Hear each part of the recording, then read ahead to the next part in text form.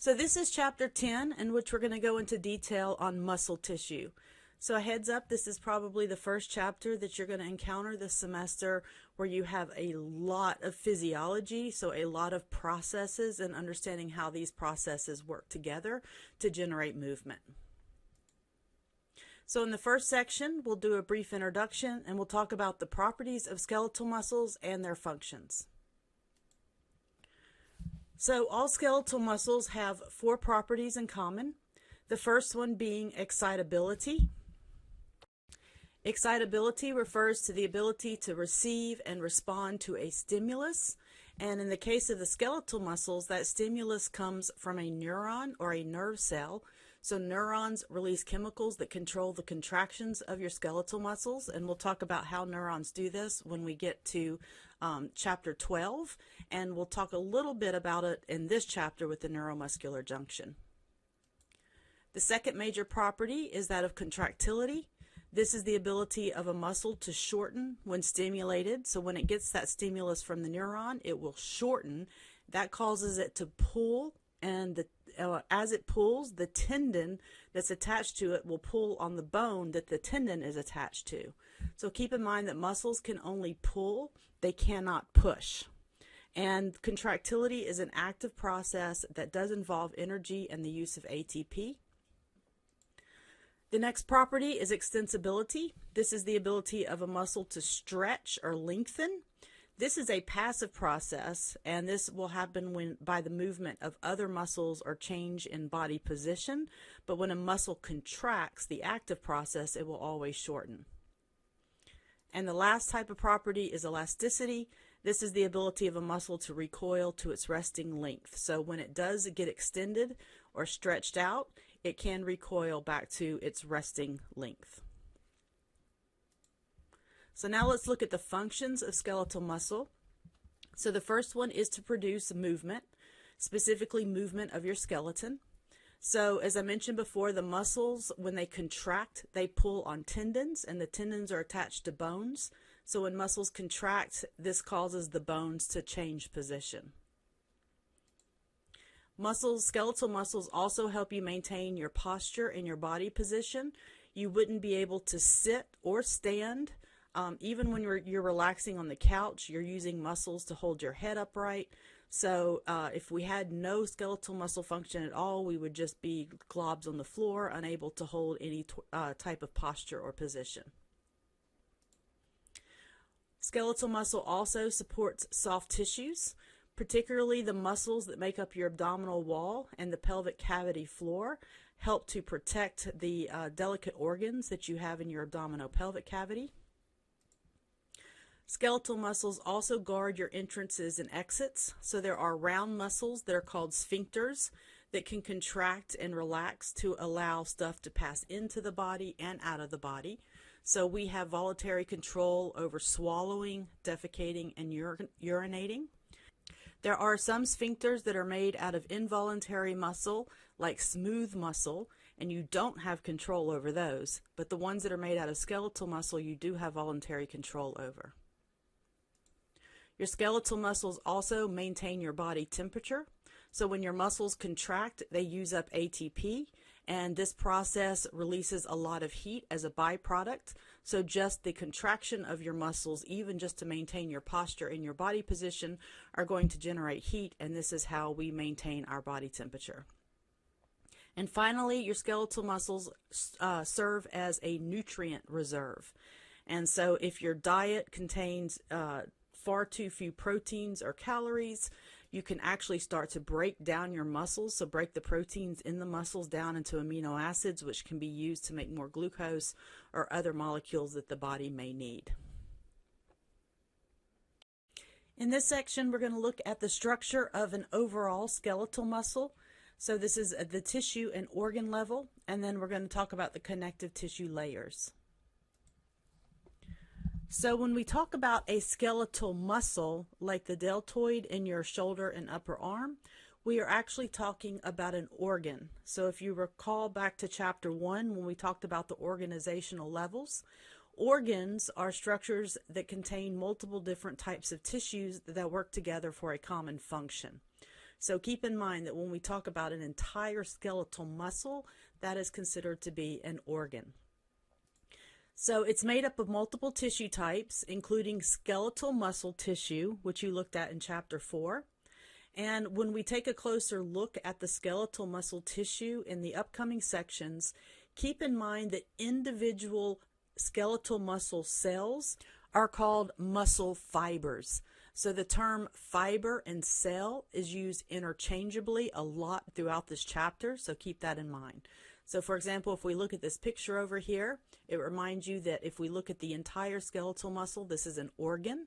And if you go all the way down to the cellular level, that would be the part labeled here as individual muscle fibers. And again, those are individual cells. If you recall from Chapter 4, skeletal muscle cells are very, very, very long, skinny cells, and that is why they tend to be called fibers. You also have connective tissue within the organ called the skeletal muscle, and we'll talk about the different connective tissue layers in a moment. And within the connective tissue, you can find blood vessels and nerves. So let's take a closer look at the layers of connective tissue that help to support the skeletal muscle organ. So the first layer is called the epimysium, and the epimysium is going to be the outermost layer. So this surrounds the entire muscle. So there would be an epimysium around the entire deltoid, for example. The next layer is the perimysium, and the perimysium would be the part shown on the inside here in this sort of grayish purple color. This separates the skeletal muscle organ into compartments called fascicles. And a fascicle is a bundle of muscle cells, and as I said before, we call these muscle fibers. So the perimysium is surrounding each of the fascicles. You can also notice from this picture that the perimysium is where you will also find your large blood vessels and nerves. And then and here's a picture. So if we break apart the skeletal muscle organ that is shown here, again, the outer covering is called the epimysium. And on the inside, we can see the perimysium again breaking up the different fascicles. And this part shown extended here is one of the fascicles, which again is a bundle of muscle cells or muscle fibers. And the next layer is the endomysium, which is going to surround each individual muscle cell or muscle fiber. And in the endomysium, you can find capillaries, which are the very smallest type of blood vessels you'll learn more about next semester. You can also find cells called myosatellite cells, which are stem cells that can help to repair muscle that has been damaged. And you'll also find nerve fibers. So these are the axons and axon terminals of the nerve cells that reach into the endomysium in order to contact individual muscle cells. And so this part extending down here would be a single muscle cell. And again, a single muscle cell is very long. If you remember from Chapter 4, it is multinucleated. It can have up to hundreds of nuclei. So again, this picture shows the different layers. So if we start at the organ layer, the organ itself is surrounded by an epimysium.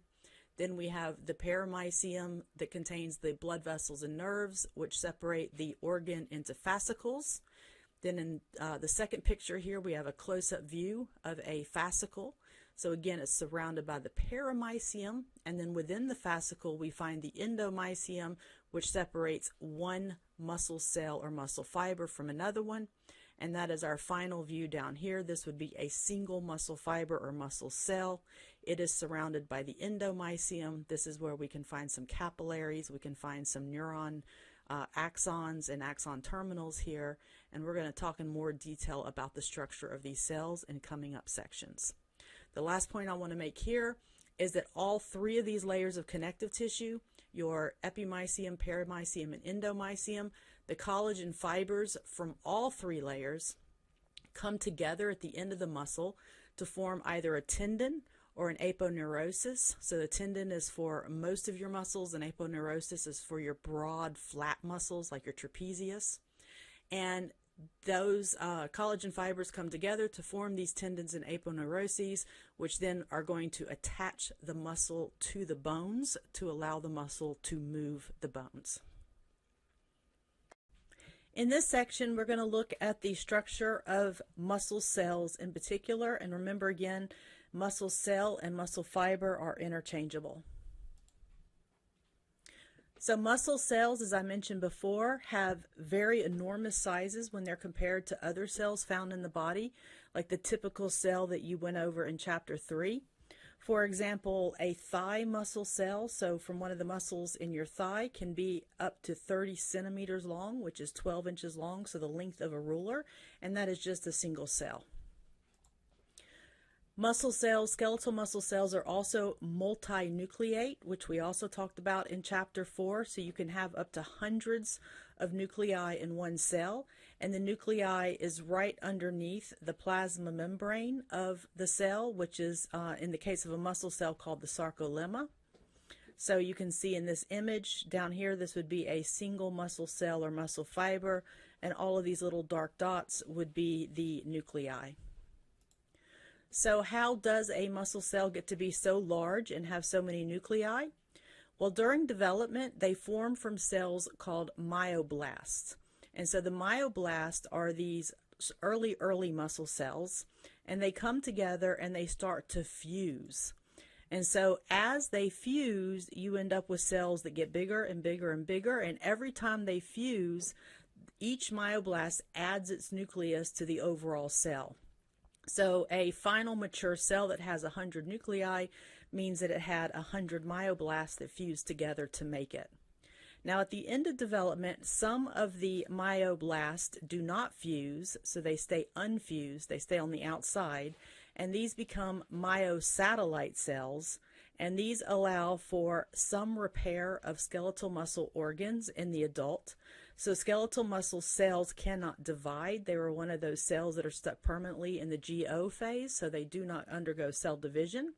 But the myosatellite cells can assist in repair by fusing with muscle cells to help repair them should they become damaged. Muscle cells are also striated, as we talked about in Chapter 4. And the striations come from repeating units of proteins that we'll discuss in just a few moments. So now let's look inside the muscle cell. So we have a single muscle cell, again also called a muscle fiber.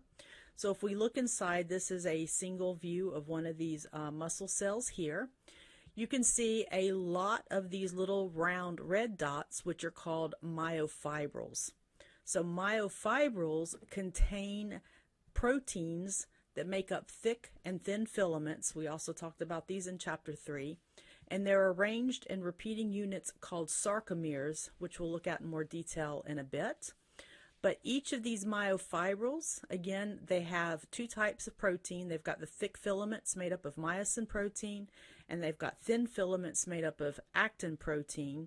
And you have repeating units of these filaments which give the striated appearance, which makes the overall muscle cell appear striated or striped.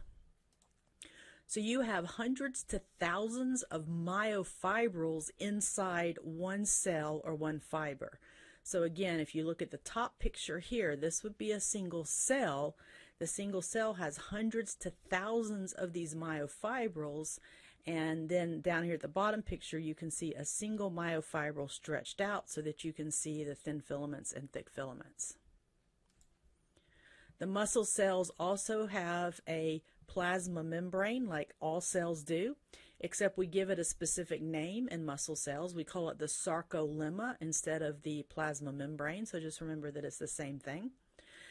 One unique thing about muscle cells, though, is the plasma membrane or sarcolemma actually folds inward and then forms these tubes that travel throughout the interior of the cell.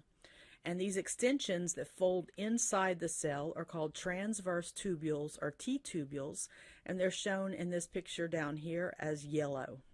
So again, these are infoldings of the plasma membrane or sarcolemma that dive down deep into the cell and form little tunnels.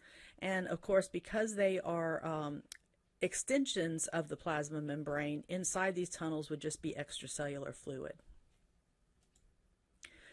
The inside of a muscle cell, instead of calling it a cytoplasm, we call it a sarcoplasm. So get used to seeing the prefix sarco when we talk about muscles, as well as the prefix myo. Then we have a structure that is very, very similar to the smooth ER that we talked about in chapter 3. But in muscle cells, we call it the sarcoplasmic reticulum instead of the endoplasmic reticulum, and we abbreviate it the SR. But it is very, very similar in structure to smooth ER that we talked about previously, except the sarcoplasmic reticulum, or SR, in muscle cells has one major function, and that is to store and release calcium ions. So it's basically a storage spot or a storage bank for calcium ions. So keep in mind as we move forward that the concentration of calcium ions is low in the cytosol, which would be called the sarcoplasm in a muscle cell, and it's high inside the pockets of the sarcoplasmic reticulum, or SR. The sarcoplasmic reticulum has these swollen ends next to the T-tubules. So again, the T-tubules are shown in yellow. The SR is shown in this light blue color. So these swollen areas next to the T-tubules are called terminal cisternae. And if you take one set of a T-tubule plus the two terminal cisternae on either side, altogether that is called a triad. So this is just terminology to know. So a triad would be one of the T-tubules with the two terminal cisternae on either side. You also will find a lot of mitochondria inside of a muscle cell, and that is because muscle cells have a very high demand for ATP, as we'll talk about later. So you have to have a lot of mitochondria to supply the ATP. So let's take a closer look at the myofibrils. So the myofibrils run the length of the muscle fiber, so they're as long as the cell is. They are encircled by the sarcoplasmic reticulum and the T-tubules. And again, they're composed of two types of myofilaments. You have thin filaments, which are made up of the actin protein. We can also call these microfilaments, but in muscles we tend to just stick to thin filaments. And you have thick filaments made up of myosin protein. You also have another important protein called titin. This is an elastic myofilament, and it's associated with the thick filaments, and we'll talk about it a little bit later when we look at the sarcomere and then when we talk about function of the muscle cell. So let's take a closer look at the sarcomere. A sarcomere is considered to be the smallest functional unit of a muscle. So when we talk about how muscles contract coming up, so the physiology of the contraction, we're going to focus a lot on a single sarcomere. But keep in mind that there are a lot of sarcomeres inside of a muscle organ. So remember that one myofibril contains about 10,000 sarcomeres. If you remember, one muscle cell can contain hundreds to thousands of myofibrils, each myofibril with 10,000 sarcomeres, and then a muscle organ like the deltoid is going to have tens to thousands of muscle cells. So we have lots of little sarcomeres that are making up an entire muscle organ. The striated appearance of muscle tissue comes from the way that the sarcomeres are arranged. So the way the sarcomeres are arranged, and we're going to go in more detail in a moment, is you have dark bands, which are called the A bands, and you have light bands, which are called the I bands, and the repeated units of light, dark, is what gives it the striated or striped appearance. So let's take a closer look at these two bands. So again, the A band would be the dark band, so this would appear dark under the microscope. And in the A band, you have a zone of only thick filaments. So this is an area, a small area shown down here where it says H band. That's an area of just thick filaments. And up here, this is another picture I like better from a different textbook. The area that would be the H zone or H band is this area here that only has the red thick filaments in it. There is also an M line. M stands for middle. So the M line will be the very middle of the sarcomere, and it contains proteins that help to stabilize the whole structure. And then also very important for how sarcomeres function is this region called the zone of overlap. And the zone of overlap is going to be the area of the A band or dark band where you have both thick filaments and thin filaments. So that's why it's called the zone of overlap, because these two different types of filaments are overlapping each other. And you can see it, this is down here at the bottom right is the picture from your textbook. The zone of overlap would be where you have the pink and blue lines overlapping each other. The I band, which is the light band, light colored band under the microscope, is made up of an area that only contains thin filaments, so no thick filaments at all. And the I band has the Z line in it, and this is the boundary between one sarcomere and the next, so it contains proteins that help hold the sarcomeres together. So up here at the top, this would be a single sarcomere that runs from one Z line to the other Z line. It's called a Z disc in this image, but it's the same thing.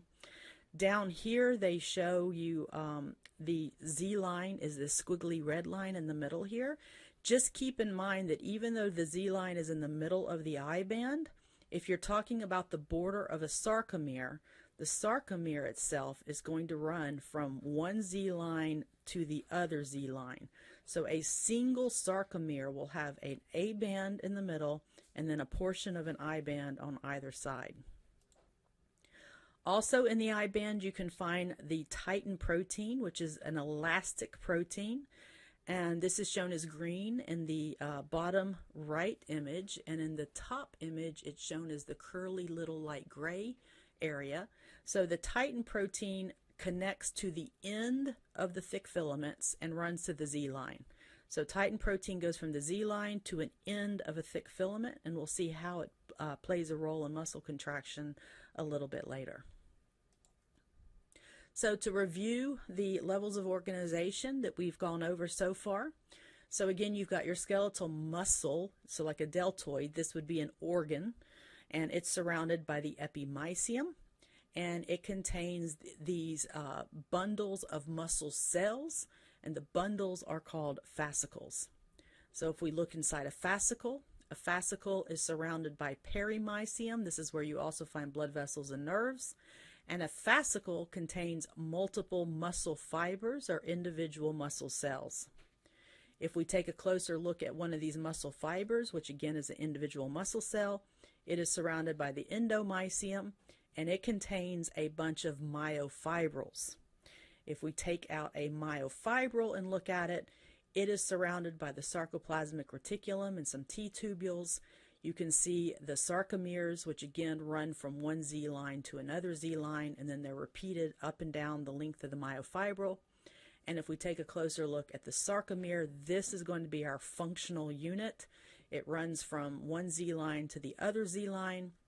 We have the A band, which is the dark area that's got the M line, which is the middle part, the H band, which is just thick filaments only, and then the zone of overlap between the thick and thin filaments, and then your two I bands on either side, which will be the areas of actin or thin filaments only. And you'll also find titin here, which is the green squiggly protein, and this is also where you'll find the Z line. So review and make sure you're comfortable with the overall structure of the skeletal muscle organ and skeletal muscle cell, because we're about to get really deep into some physiology. In this section, we're going to go into detail on the different types of myofilaments. So we'll talk about the structure of thin filaments and thick filaments, and then we'll introduce you to cross bridges and an overall view of how muscles contract. So let's take a look at thin filaments first. So as mentioned before, thin filaments are made up of actin proteins.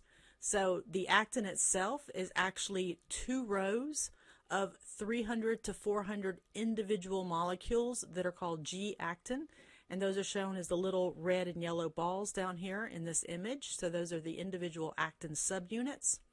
These 2 rows twist together to form the overall actin strand, which is also referred to as F-actin, but we'll just call it actin. And then each of the individual subunits, each of the individual G-actin molecules has an active site that can bind to myosin. And in this picture, the active site is shown as the yellow region on the red balls.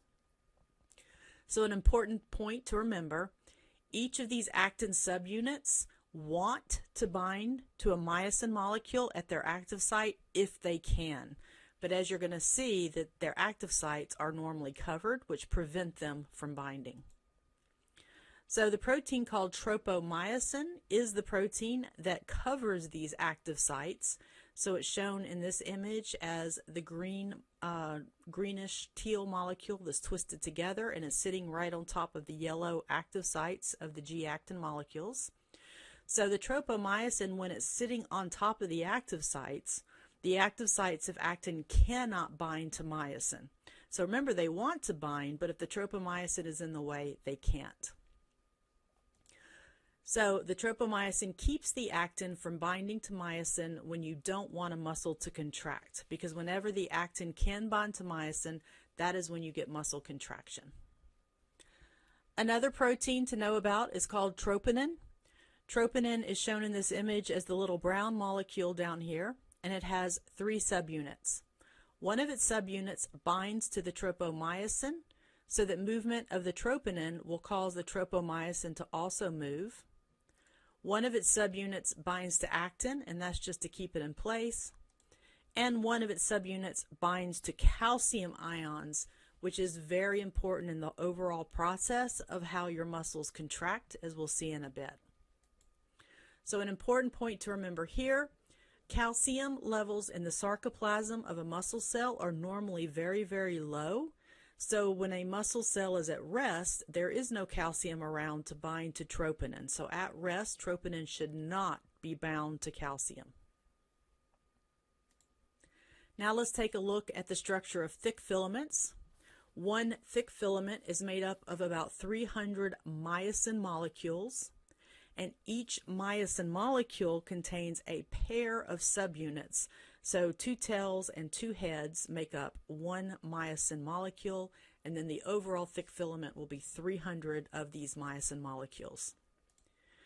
These myosin molecules have a tail which point toward the M line, which is the center of the sarcomere, and the heads stick up off to the sides, and they are free to bind, and they play an important role in the zone of overlap, which is the area where you have both thick and thin filaments. The head can move, so it can pivot towards and away from the M line, so it can move basically at rest. It's pointed away from the M line, and then during the contraction process it can pivot and move toward the M line. Another important point to keep in mind, each myosin head wants to bind to an actin subunit if it can, but that actin subunit has to not have tropomyosin sitting on its active site. So once the tropomyosin rolls away from the active site, that myosin head and that actin subunit want to bind to each other. Thick filaments also have a core of this protein called titin, and the titin will extend from the end of the thick filament to the Z line. And this is a protein with an elastic property, so it can work like a spring. So if it stretches, it will recoil back to its original position. And the titin protein plays an important role in preventing muscles from becoming overstretched. So I'm going to introduce you to the idea of cross-bridge formation and how muscles contract, and then we're going to go into a lot more details later on. So to give you a preview, all of this is coming down to an interaction between the myosin and actin proteins. So remember, I pointed out before that if each actin subunit wants to bind to myosin if it can, and each myosin head wants to bind to an actin subunit if it can.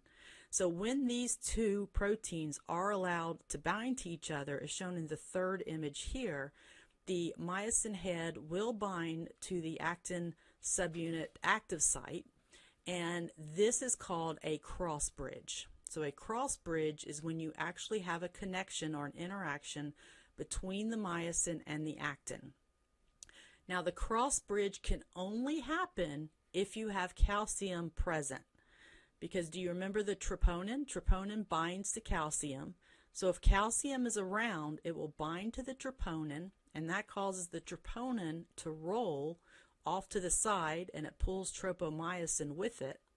And that allows the active site, which is this yellow area on the actin, to be exposed. And the minute it's exposed, it wants to bind to myosin. So the myosin and the actin will bind together and form a cross bridge. So another important point that we mentioned, calcium in the sarcoplasm is normally very, very low. So when a muscle is at rest, there is no calcium to bind to troponin, and so the active sites of actin are covered and they cannot interact with myosin. So take home message, myosin and actin, they want to form cross bridges, but they can't form cross bridges unless you have a release of calcium into the sarcoplasm. So just a brief overview of muscle contraction before we get into the details. So we know by looking under microscopes that during muscle contraction, you can see a narrowing of the I band and the H band. So remember, I band is the light part and the H band is the part that contains only the thick filaments. So on the left, we have a relaxed myofibril. So this would be a relaxed sarcomere running from one Z line to the other. And on the right, we have a contracted myofibril. And again, this is one sarcomere running from one Z line to another. So during contraction, that I band narrows, the H band narrows. It's also observed that the zone of overlap widens or gets larger. So compare the zone of overlap here to over here. And the Z lines move closer together, right? Again, you can compare left and right. And the width of the A band remains constant. So I band and H band narrow, the zone of overlap widens, the Z lines move closer together. So basically the overall sarcomere shortens, and it's important to note that the thick and thin filaments do not change in length. What they are actually doing is sliding along each other, and this is called the sliding filament theory of contraction. And so they imagine like putting your hands together and intertwining your fingers. Your fingers can slide past each other, bringing your hands closer together, but you're not actually changing the length of your fingers. So the thick and thin filaments are sliding past each other.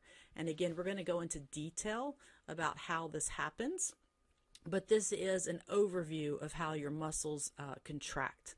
So basically, during contraction, your sarcomeres get shorter. And when the sarcomeres get shorter, that means the overall muscle, because remember, sarcomeres are inside the myofibrils, which are inside the muscle cells, which make up the muscle organs. And so if all of these little sarcomeres are shortening, the overall muscle organ is going to shorten. And if the muscle is not firmly attached at one end, then both sides will shorten, so it'll allow the muscle to pull inward on both ends. But most of your skeletal muscles have one side that's firmly attached and the other side can move. And when you have that, then the side that firmly attaches will stay attached. The side that'll move will shorten. And this allows muscles to be able to pull. So these red arrows represent the muscle pulling on whatever it's attached to at the other end.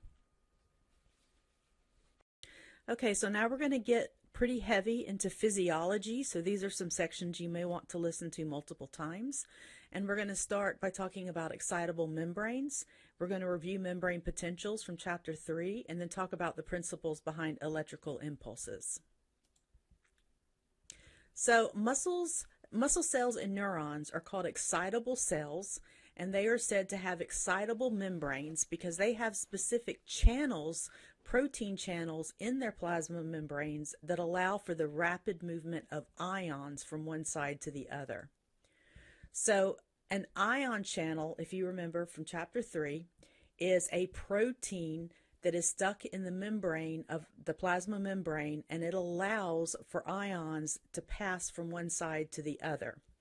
And if we call it a gated channel, that means that it has a gate that can open and close, so we can control when these ions move across the membrane. And in most cases, when we're talking about ion channels, so not pumps, so remember we did talk about a sodium-potassium pump, And when we use the word pump, we're talking about active transport against the gradient. But when we use the term channel, we're talking about ions moving by diffusion. And that means that they are moving from an area of high concentration to an area of low concentration. So there are different types of gates, and we're going to go over the different types of gates in more detail in chapter 12. But to go ahead and give you an introduction to the two types that we're going to see in this chapter, there is a ligand-gated ion channel, which can also be called a chemically gated ion channel. And these open and close based on the binding of a specific molecule or chemical to the channel.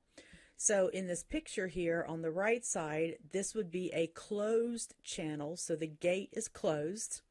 And then when you have the binding of a specific molecule, and in a lot of cases these are called neurotransmitters, when this molecule binds to the channel, it causes it to open, and that allows ions to pass through. So remember, with gated channels, ions can only move through when the gate is open. And the other type of gated channel we're going to start looking at in this chapter are voltage gated channels. These types of ion channels open and close based on changes to the membrane potential. And if you don't remember what a membrane potential is, we're going to review it in just a moment. But again, you have a gate, so you have something that blocks passage through the channel, but then when the membrane potential reaches a certain value, the gate opens. And again, remember that ions can only move through when the gate is open. And again, remember, ions move by diffusion through these channels, meaning they move from a high concentration to a low concentration. So let's review the differences between the cytoplasm and the extracellular fluid. This we covered in chapter 3, but it's worth going over it again. So if you remember, the inside of the cell has a slight negative charge, and the outside of the cell has a slight positive charge. And because we have a difference in charges, so charges are not equal across the membrane, we call this a membrane potential. And the resting membrane potential of a skeletal muscle cell is negative 85 millivolts. The resting membrane potential of a neuron, which we're going to cover in chapter 12, is minus 70 millivolts. The negative sign is telling you that it is more negative on the inside and more positive on the outside. If the charges were reversed and you were more positive on the inside, this would be a positive sign. So also recall from chapter 3 that we talked about how the sodium ion concentration is low on the inside of the cell and high on the outside of the cell. So if I were to open a sodium channel, sodium would want to go into the cell. So remember, it would diffuse from high to low. So if sodium had a choice, it would diffuse into the cell. Also from chapter 3, potassium concentration is high on the inside of the cell and low on the outside of the cell. So if I had a gated potassium channel and I opened it, potassium would want to rush out of the cell. So it would want to go again from high to low, so it would come out. So remember, sodium wants to come into the cell, potassium wants to go out of the cell. And something else that we've now taught you in this chapter is that calcium concentration is low in the cytoplasm and it's high outside the cell. It's also high inside the sarcoplasmic reticulum, but that is a separate pocket within the cytoplasm. If you just look at the fluid in the cytoplasm, calcium concentration is low. But this means that if you have a calcium channel, calcium is going to want to go into the cytoplasm. So back to what a membrane potential is. So a membrane potential is a measurement of the difference of electrical charges on either side of a membrane. So if you had a cell that had perfectly equal positive and negative charges, you would not have a membrane potential. It would be zero, right? So there would be no membrane potential because there would be no difference in charges. So again, a membrane potential is a measurement in the difference of charges. So as we mentioned previously, a skeletal muscle cell that's at rest has a resting membrane potential of minus 85 millivolts. So that means that at rest, the skeletal muscle cell is more negative on the inside and more positive on the outside. We say that at this point the cell is polarized because it has different areas of charges or poles. So just like magnets have a positive pole and a negative pole, the cell would have a negative pole on the inside and a positive pole on the outside, so we say that it's polarized. So 0 millivolts would be no polarization and no potential, and at a membrane potential of minus 85 millivolts, the cell is more negative on the inside and more positive on the outside.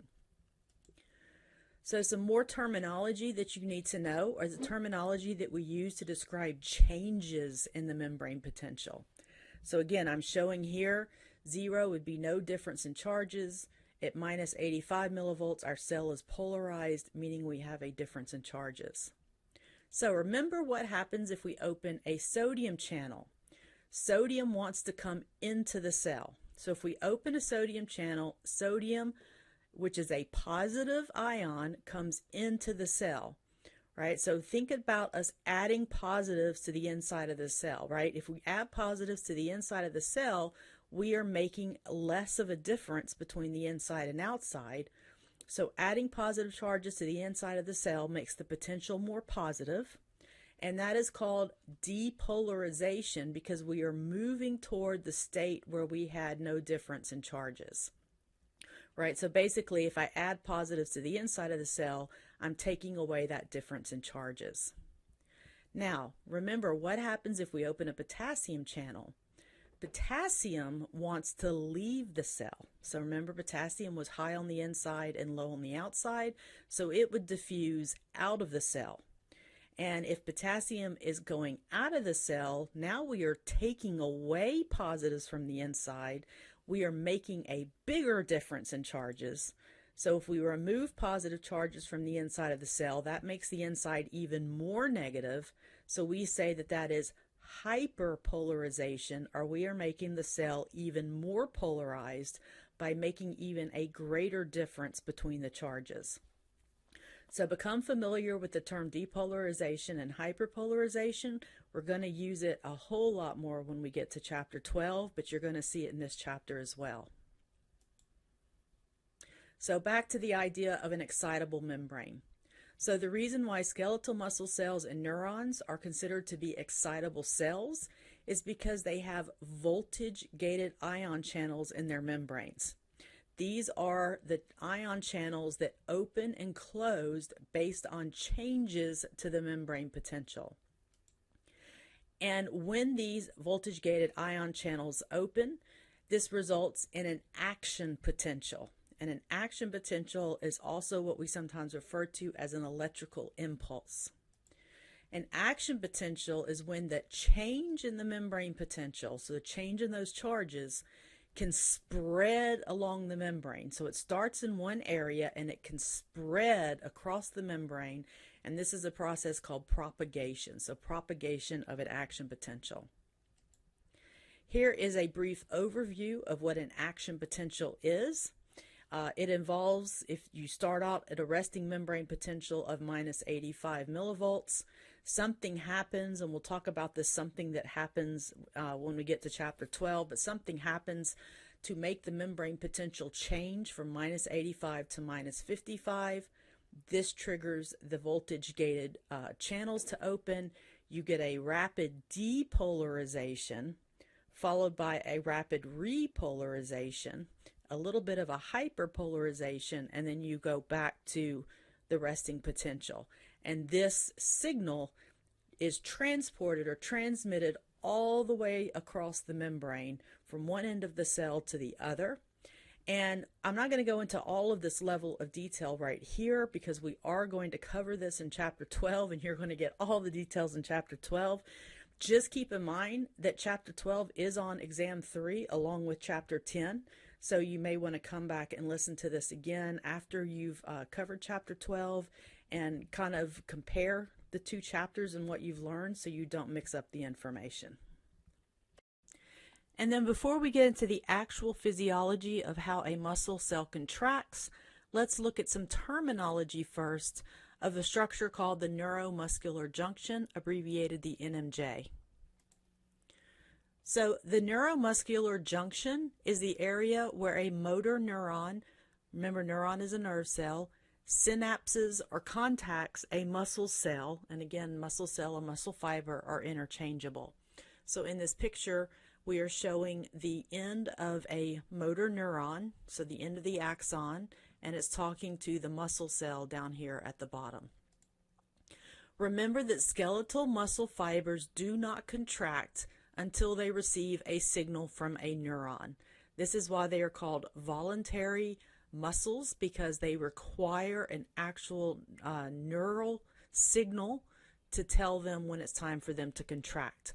Most of these signals we are consciously in control of, but there is also unconscious control, but it still comes from the brain.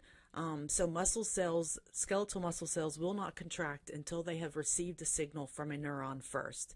So that is why we must understand the neuromuscular junction. So important terminology to know in the upcoming processes. So when we talk about a presynaptic terminal, this is another term that we use to describe the synaptic terminal of an axon.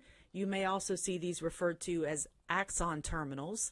And to remind you of the structure of a neuron, which we introduced you to in Chapter 4, remember neurons have a cell body. They've got these dendrites which receive information. They have an axon which carries information away from the cell body. And then at the end of the axon, you have these synaptic terminals or axon terminals. And so what we're looking at here in the neuromuscular junction is we're looking at one of these synaptic terminals. And since it is in front of the synapse, so the synapse is considered to be the space between the neuron and the muscle. That is why it's also called a presynaptic terminal, because it's on the first or the beginning side of the synapse. Another term is the synaptic cleft. This is the narrow space between the end of the neuron and its target. And in this case, the target is the muscle cell or muscle fiber. Motor end plate is the term that we use to refer to a specialized region on the sarcomere of the muscle fiber. And it's specialized because it's got special receptors stuck in it, which we're going to talk about on the next slide. So that's called the motor end plate. So neurons transmit their signals to their targets by using chemicals called neurotransmitters. The neurotransmitters are the chemicals that actually are able to cross the synaptic cleft, which is that narrow space, to get to the other cell to send the message. So neurotransmitters are stored inside vesicles in the neuron, and these are called synaptic vesicles. And if we're talking about the neuromuscular junction, the neurotransmitter is always going to be acetylcholine. So when these vesicles fuse with the plasma membrane in that process called exocytosis, they release the neurotransmitter into the synaptic cleft, and then the neurotransmitter will cross the synaptic cleft and bind to receptors on the other side. So as I just mentioned, acetylcholine is the name of the neurotransmitter that is always found at the neuromuscular junction. Other neurons and other parts of the nervous system use other types of neurotransmitters, and we will talk about those in Chapter 12. For this particular chapter, because we are focused on muscles, we are only looking at the neuromuscular junction, so we're only going to be talking about acetylcholine. Notice that acetylcholine can be abbreviated ACH, but it's a capital A, a capital C, and a lowercase h. And in the neuromuscular junction, we have to have something to turn the signal off. So there is also an enzyme that is floating around in the synaptic cleft that can remove the neurotransmitter. And this enzyme is called acetylcholinesterase, which is abbreviated capital A, capital C, lowercase h, capital E. If you use abbreviations and fill in the blank questions on quizzes and exams, they must be 100% correct. If you're not 100% sure of the abbreviation, then try your best to spell out the name. So again, the acetylcholine is the name of the neurotransmitter, and the enzyme that breaks it down is acetylcholinesterase. And the last structure to know is that on the motor end plate, which is the specialized region of the muscle cell, you have receptors, acetylcholine receptors, and this is where the acetylcholine is going to bind to. And just a little preview of what's to come, these are actually what we call ligand-gated ion channels, which means that once acetylcholine binds to them, they are going to open a gate and allow ions to pass through the muscle cell membrane. So now we're going to start the physiology of muscle contraction, and we're breaking it into 3 stages. And we're going to start with stage 1, which are the events that happen at the neuromuscular junction. So we're going to start with the setup of the synapse, like we discussed earlier with the terminology. So down here in this picture, the blue area represents the synaptic terminal, so that's the end of the neuron. This is where you have vesicles that contain the neurotransmitter, which in this case is acetylcholine, shown by the little red circles. We have our synaptic cleft, which is the small space between the neuron and the muscle cell. In the synaptic cleft, you can see we've got some molecules of acetylcholinesterase, or ACHE, which is the enzyme that will break down acetylcholinesterase, that will break down acetylcholine. And then we have the motor end plate down here, and then the little purple molecules are the acetylcholine receptors that are on the motor end plate. So the trigger for all of this to kick off is that you have an action potential that arrives at the synaptic terminal. So it's coming down the axon of the neuron, and it's arriving at the axon terminal. And we'll talk about how the neuron was able to generate the action potential to start with. We'll talk about that in chapter 12, but for now we're just going to start with the arrival of that action potential to the synaptic cleft. Now, the chapter 10 in this textbook, I'm unsure why, they don't go into the level of detail that they do in chapter 12, and they also show the increased level of detail in the video I'm going to show you at the end, so I'm going to go ahead and mention it here so there's no confusion later on. But the arrival of the action potential to the synaptic terminal causes voltage-gated calcium channels in the synaptic terminal to open, and that causes calcium to come into the neuron, and the calcium that comes in is the signal to release the neurotransmitter from the vesicles. So when the action potential does reach the synaptic terminal, again, you do have those voltage-gated calcium channels open. Calcium will come into the synaptic terminal, and the calcium is going to be the signal to cause those vesicles to fuse with the plasma membrane and undergo exocytosis, where they dump the acetylcholine out into the synaptic cleft. Once the acetylcholine is in the synaptic cleft, it will cross over and bind to the acetylcholine receptors on the muscle cell. This is going to open ligand-gated sodium channels. And remember, if we open a sodium channel, sodium ions are going to rush into the cell. So that is what we see happening here. Sodium ions are rushing into the cell, and that is causing a depolarization of the muscle cell. So the muscle cell becomes depolarized, and that is going to trigger an action potential in the muscle cell. So we had an action potential in the neuron that got converted over into a chemical message when we dumped out the neurotransmitter. The neurotransmitter crossed the space, bound to the muscle cell, and now we have generated a new action potential in the muscle cell, and this action potential is now going to travel all the way along the sarcolemma of the muscle cell. While that is happening, the acetylcholinesterase, that enzyme that was in the synaptic cleft, is binding to the acetylcholine molecules and breaking them down, which allows the signal to be turned off. We don't want the signal to constantly be on, because this way our brain can control very fine motor movements and tell us when our muscles should contract and when they should relax. So we don't want that signal to hang around for very long, which is why we have that enzyme ready. In fact, chemical warfare does take advantage of some of these processes. So, for example, sarin, which was developed during World War II and was used most recently in some subway attacks in Japan, actually blocks acetylcholinesterase. And so if you block acetylcholinesterase, again, that's the enzyme that breaks down acetylcholine, you can't turn the signal off.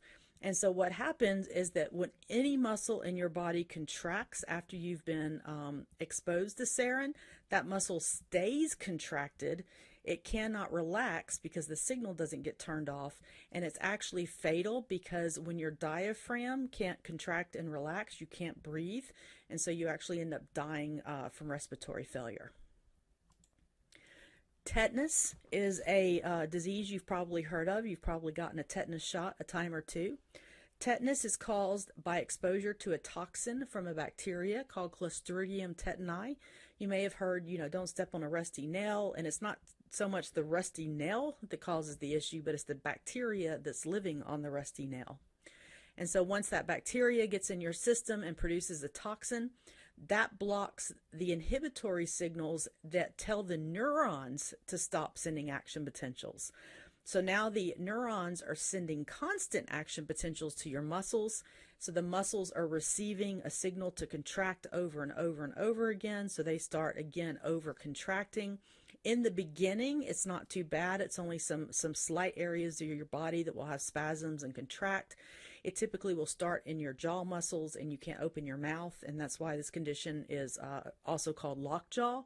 But eventually it will spread throughout all of your body and all of your muscles, and you will die again from things like respiratory failure, failure of the heart to be able to be regulated, etc.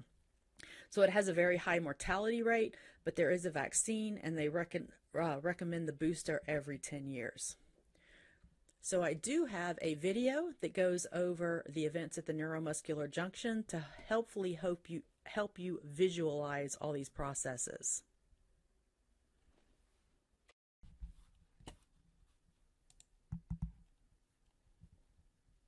Nerve impulses, also known as action potentials, travel from the brain or spinal cord to trigger the contraction of skeletal muscles. An action potential propagates down a motor neuron to a skeletal muscle fiber. The site where a motor neuron excites a skeletal muscle fiber is called the neuromuscular junction. This junction is a chemical synapse consisting of the points of contact between the axon terminals of a motor neuron and the motor end plate of a skeletal muscle fiber. The events at the neuromuscular junction occur in 7 coordinated steps. Step 1. An action potential travels the length of the axon of a motor neuron to an axon terminal.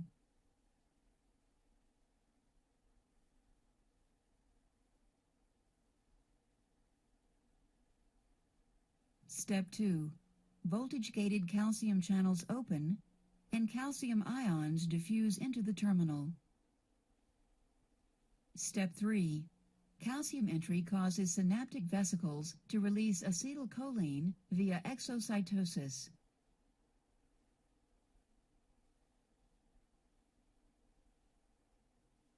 Step 4.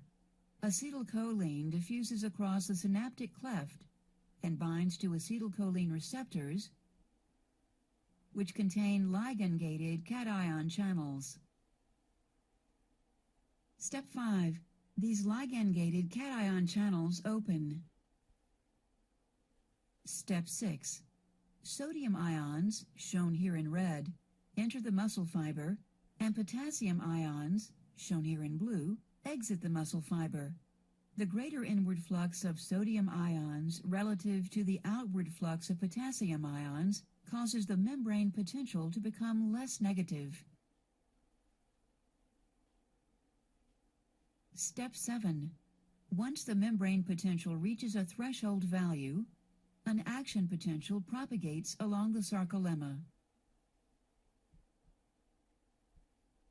Neural transmission to a muscle fiber ceases when acetylcholine is removed from the synaptic cleft, This removal occurs in two ways. 1. Acetylcholine diffuses away from the synapse. 2. Acetylcholine is broken down by the enzyme acetylcholinesterase to acetic acid and choline. Choline is then transported into the axon terminal for the resynthesis of acetylcholine.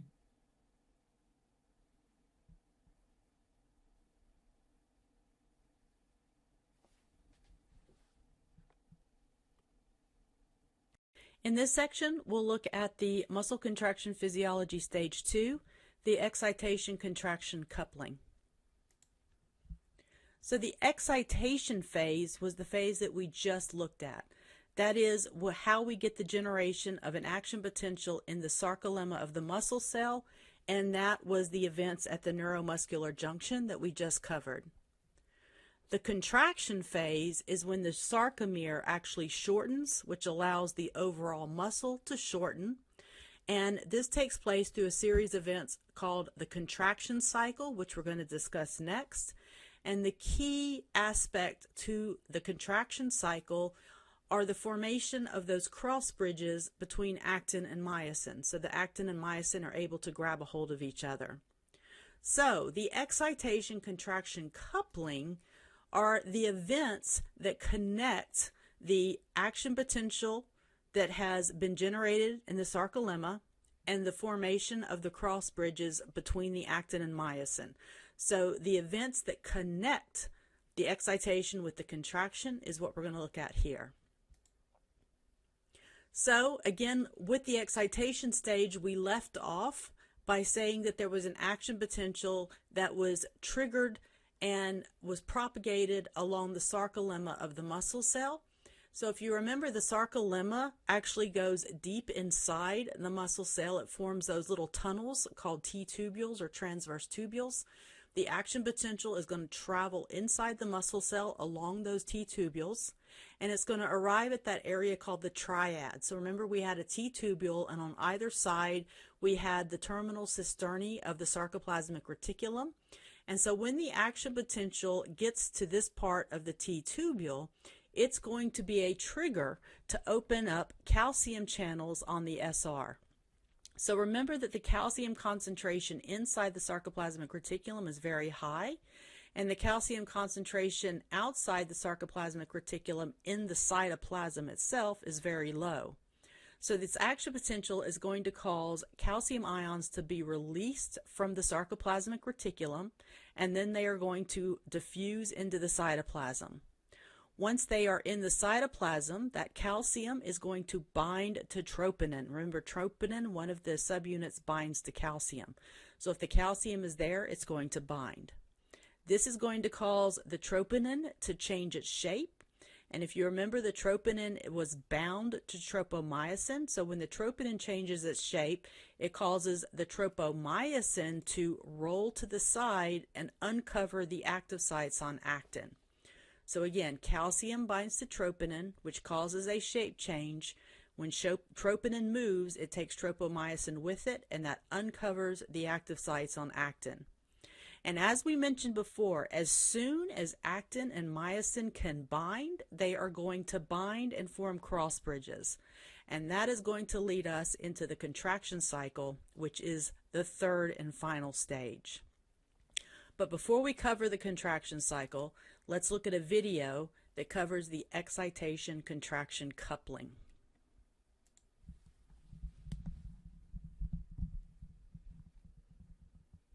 Typically, a single motor neuron arising in the brain or spinal cord conducts action potentials that travel to hundreds of skeletal muscle fibers within a muscle. The sequence of events that converts action potentials in a muscle fiber to a contraction is known as excitation-contraction coupling. If we look at a single muscle fiber, we see that an action potential travels across the entire sarcolemma and is rapidly conducted into the interior of the muscle fiber by structures called transverse tubules. Transverse, or T-tubules, are regularly spaced enfoldings of the sarcolemma that branch extensively throughout the muscle fiber. At numerous junctions, the T-tubules make contact with a calcium-storing membranous network known as a sarcoplasmic reticulum, or SR.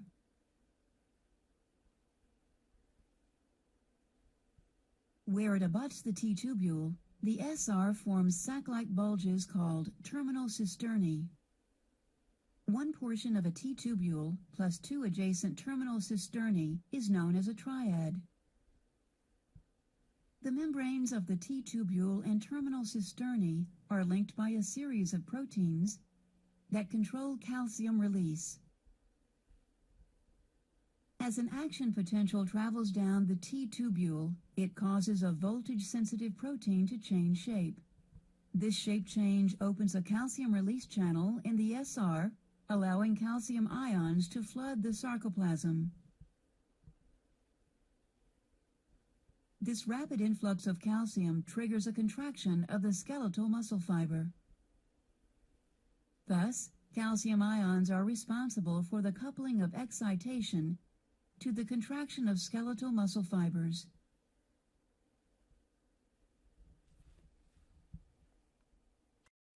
And in this section, we're going to talk about the third and final stage of muscle contraction, and this is the actual contraction cycle.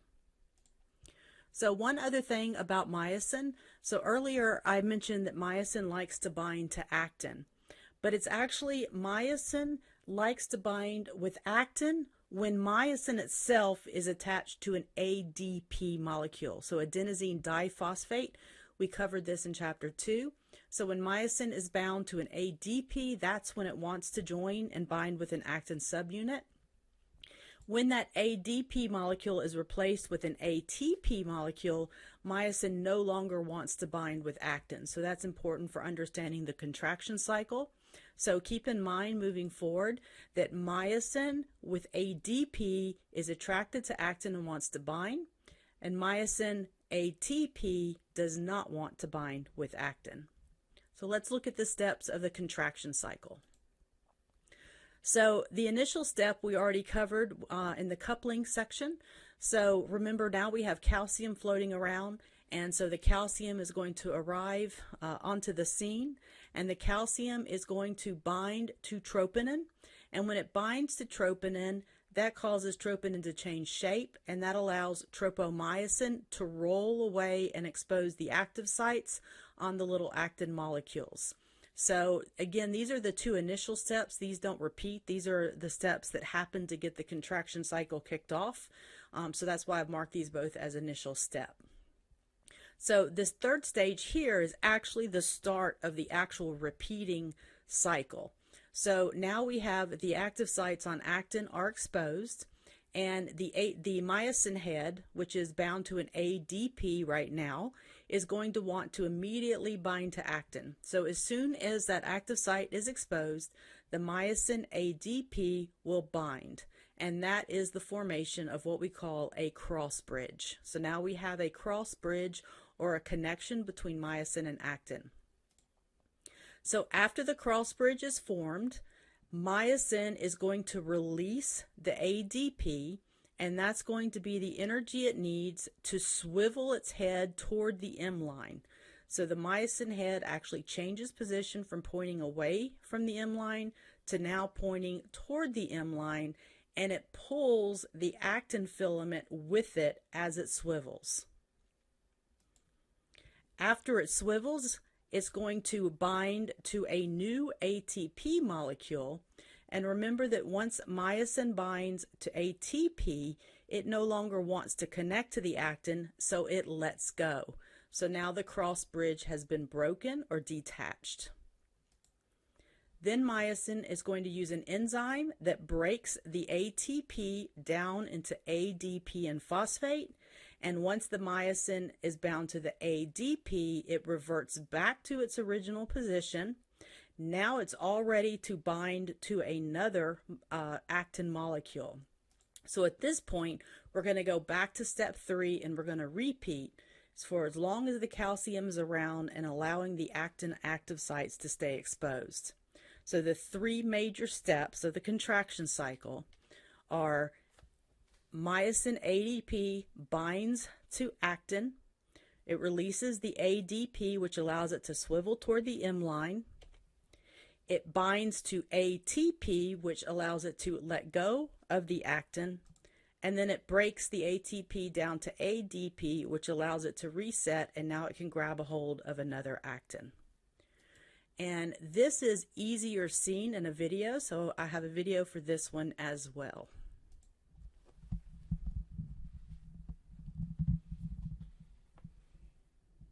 The contraction of a skeletal muscle generates the force necessary to move the skeleton. A contraction is triggered by a series of molecular events known as the cross-bridge cycle. In a skeletal muscle fiber, the functional unit of contraction is called the sarcomere.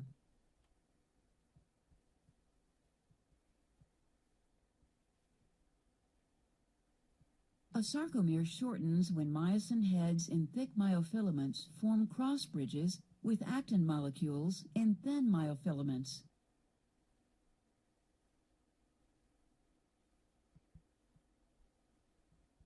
The formation of a cross bridge is initiated when calcium ions, released from the sarcoplasmic reticulum, bind to troponin.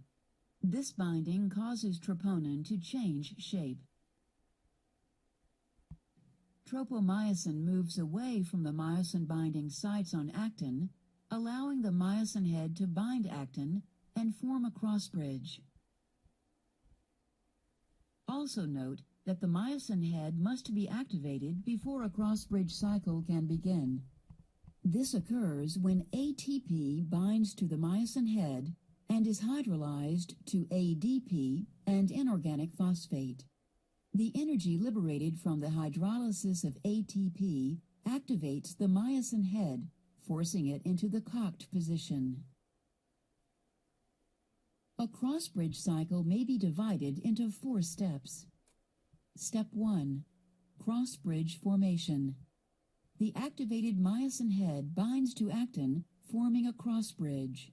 Inorganic phosphate is released, and the bond between myosin and actin becomes stronger. Step 2.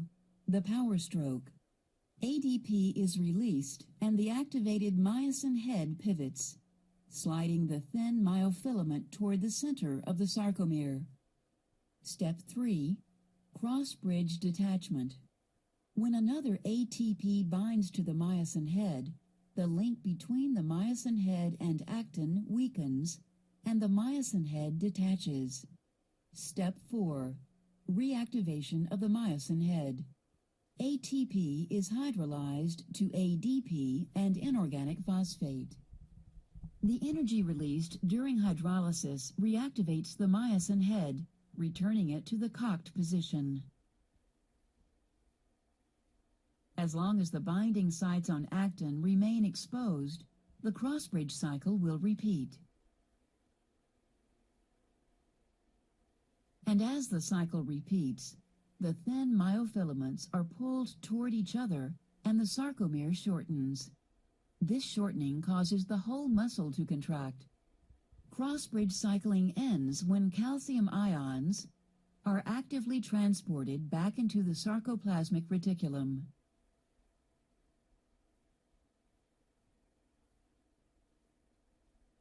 Troponin returns to its original shape, allowing tropomyosin to glide over and cover the myosin-binding site on actin.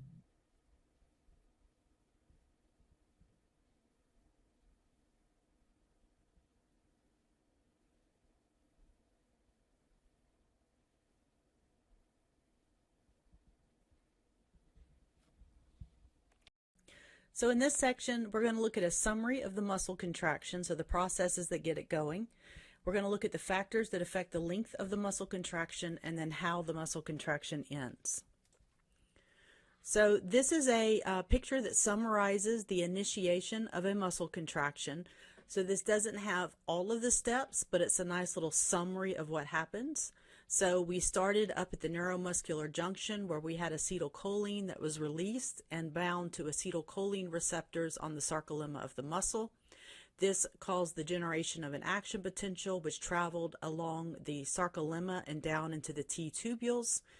the action potential in the T tubules caused calcium release from the sarcoplasmic reticulum.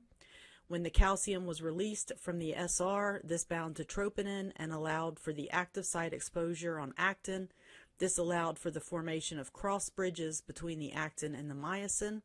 Once those cross bridges were formed, the entire sarcomere shortened, and that is a muscle contraction. So how long can a muscle stay contracted? Well, it depends on three things. First, it depends on the period of stimulation at the neuromuscular junction, so how often the neuron is stimulating the muscle. So every time the neuron sends a signal, remember you have release of acetylcholine, and as soon as the acetylcholine is released, you have acetylcholinesterase, that enzyme which starts breaking it down. And as the acetylcholine disappears and is broken down, the signal at the neuromuscular junction will disappear unless the neuron sends another signal. You also have the presence of the calcium ions in the sarcoplasm, which play a role. So you have calcium pumps, and remember, a pump is a protein that uses ATP to actively move an ion against its concentration gradient, so it moves it from low to high, and the pumps are constantly working to put calcium back into the sarcoplasmic reticulum. So as the calcium levels in the cytoplasm or sarcoplasm drop, that is also going to trigger relaxation. And then your third factor is the availability of ATP. So remember, ATP plays a critical role in the contraction cycle. So remember, every time the myosin head grabs the actin and pulls it, it requires a new ATP to let go. And just think about how many different myosin heads there are in each sarcomere, how many different sarcomeres there are in a myofibril, how many different myofibrils there are in a muscle cell, and how many different muscle cells there are in a skeletal muscle organ. So that is a lot of ATP. So you have to have ATP for muscle contraction. ATP is produced through aerobic metabolism most of the time, but muscle cells also have the ability to switch to anaerobic metabolism, and we'll talk about this a little bit later in the chapter.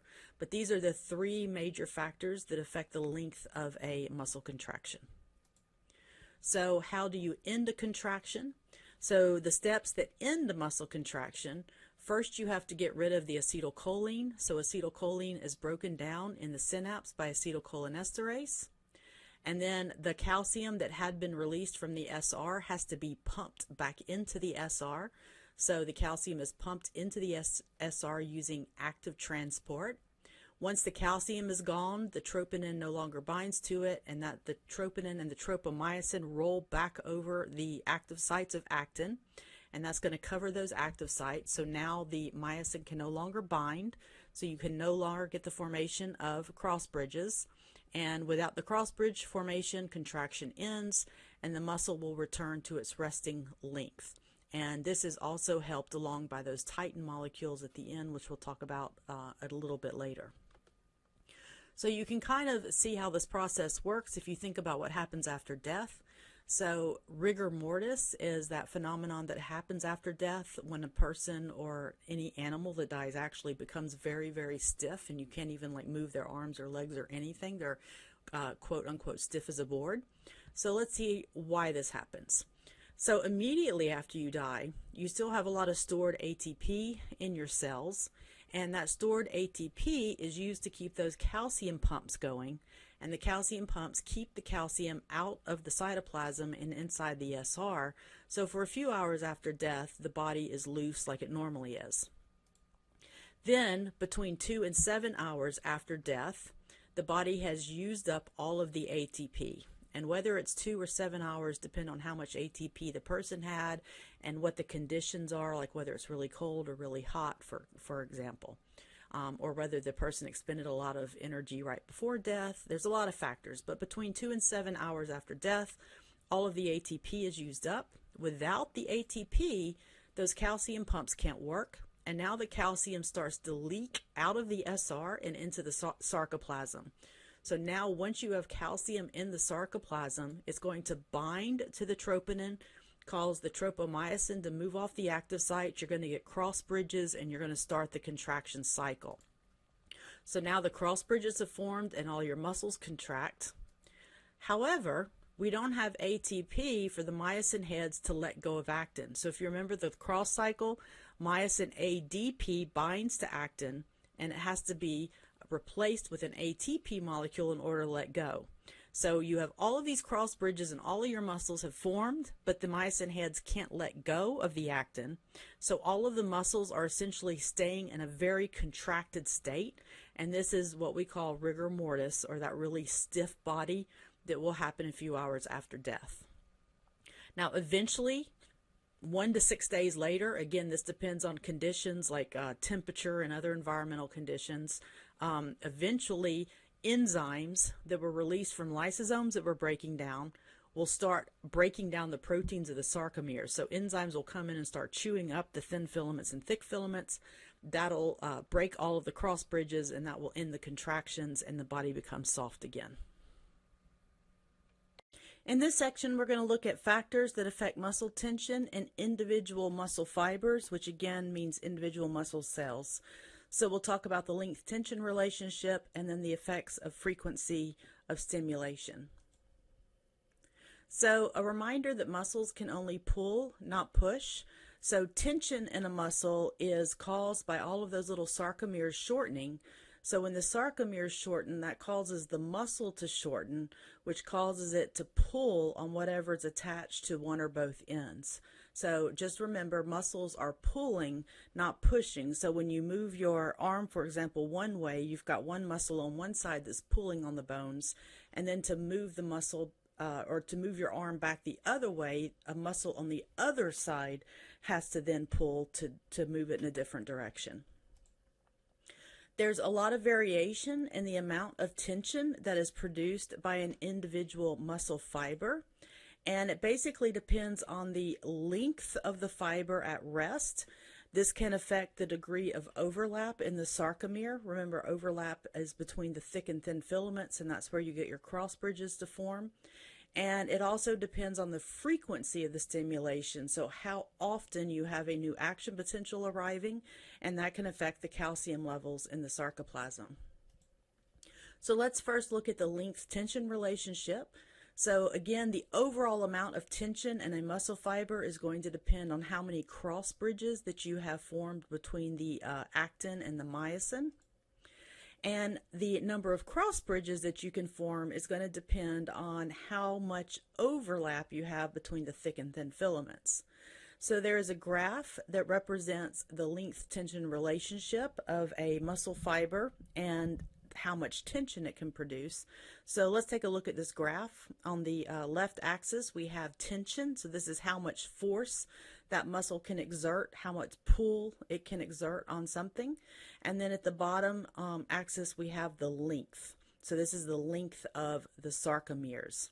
So if we look at the very bottom here at the very left of the graph, this is when we have very short sarcomeres. So if the sarcomeres are too short, that means they have already got the maximum amount of overlap. So we could have cross bridges form, but there's no room for the sarcomere to shorten any further, and the tension is produced by the actual shortening. So if you have no room to shorten any further, you can't produce any more tension. Then as we lengthen the sarcomere a bit, we've got a lot of overlap between the thick and thin filaments, and we've also got a little room to shorten. So now we can generate a fair amount of tension. And then we have here in orange what is called our optimal resting length. And this is at the length at which the sarcomeres have the exact right amount of overlap between thick and thin filaments. We can generate a lot of cross bridges, and we have a lot of room for the sarcomere to shorten, which is going to allow it to exert force and pull. As we start to lengthen the muscle, so now we're moving over here on the right side of the optimal length. As we start to lengthen the muscle, the sarcomeres are starting to get stretched. This is going to reduce the amount of overlap, so now we can't get as many cross bridges. We have a lot of room to shorten, but the myosin heads have a hard time grabbing a hold of the actin enough to be able to pull it. So you're losing some of your potential tension. And then if the muscle becomes completely stretched to the point where you have no overlap between thick and thin filaments, there's no place for cross bridges to form, and you're back to generating zero tension. So to summarize the length-tension relationship, when the muscle is too short, the actin is as close to the M line as it can get. There's no more room to shorten. The myosin filaments are all the way up against the Z lines. So this is Z line to Z line. The sarcomere itself can't shorten any further, so you can't generate any tension. When the muscle is at its optimal resting length, you've got a nice overlap between the actin and the myosin. You can get plenty of cross bridges that can form, and you've got plenty of room to shorten for the actin filaments to move inward. And then if a muscle is stretched out too far, there is no zone of overlap between the myosin and actin, and so no cross bridges can form, and so again, no tension can be generated. And this is where titin plays a role. So if we go back and look at the picture of the muscle being stretched out, this would be bad if our muscles got stretched in this shape or this sort of configuration, because then we wouldn't ever be able to generate any tension. Now you do have opposing muscles that can help. So for example, if your bicep becomes too stretched, right, you've got other muscles that can help out to reduce the length of the bicep back to a more optimal resting length. But you've also got titin that can help out. So titin is that protein that stretches from the end of the thick filament to the Z line. And titin, if you remember, is an elastic protein. And so if a muscle becomes overstretched so that there is no more overlap between the thick and thin filaments, titin, being elastic, this is like stretching a rubber band, and it wants to recoil. So it will recoil, and that pulls the sarcomere back to a more optimal resting length and allows that muscle to now be able to generate tension. So that is the effect of muscle length, aka sarcomere length, on the amount of tension that a muscle can produce. Now let's look at the role of the stimulation. So a twitch is when you have a single stimulation. So this would be like a single action potential arriving from the motor neuron, and this produces a single muscle contraction. The duration, or how long a twitch lasts, varies from muscle to muscle. So your eye muscles, for example, have a very fast twitch rate. They can twitch in under 20 milliseconds, whereas like a muscle in your calf called the soleus has a very long twitch rate. The gastrocnemius, which is another muscle in your calf, has sort of a medium or middle twitch rate. So different muscles take different amounts of time to go through the whole twitch cycle. However, all twitches are very brief. Notice that even the soleus is about 100 milliseconds, so that's 1,000th of a second. So these are still very brief. So they are not really useful in performing work, so like actual movement, moving your arms and legs. To do actual movement, you need sustained contractions, and sustained contractions come from multiple stimulations, not just a single stimulation. So you have repeated stimuli from the motor neuron to get a sustained contraction. But we take a look at a twitch because it helps us understand how muscles work.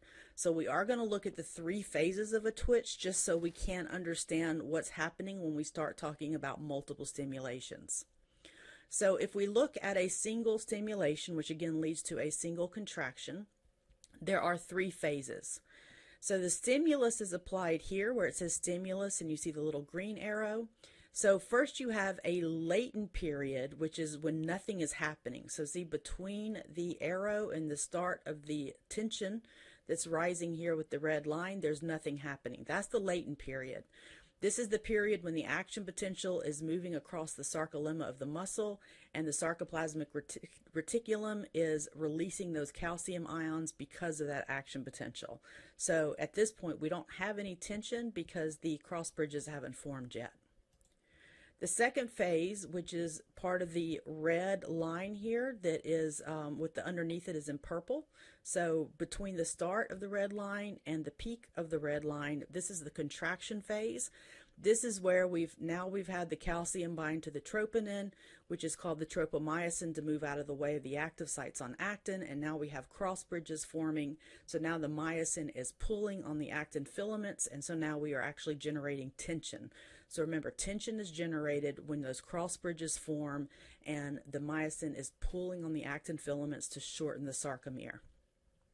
So after that, we get our maximum tension development, and then we start the relaxation phase, which is where the red line is going to go down, and that's shown by the lighter purple area underneath the curve.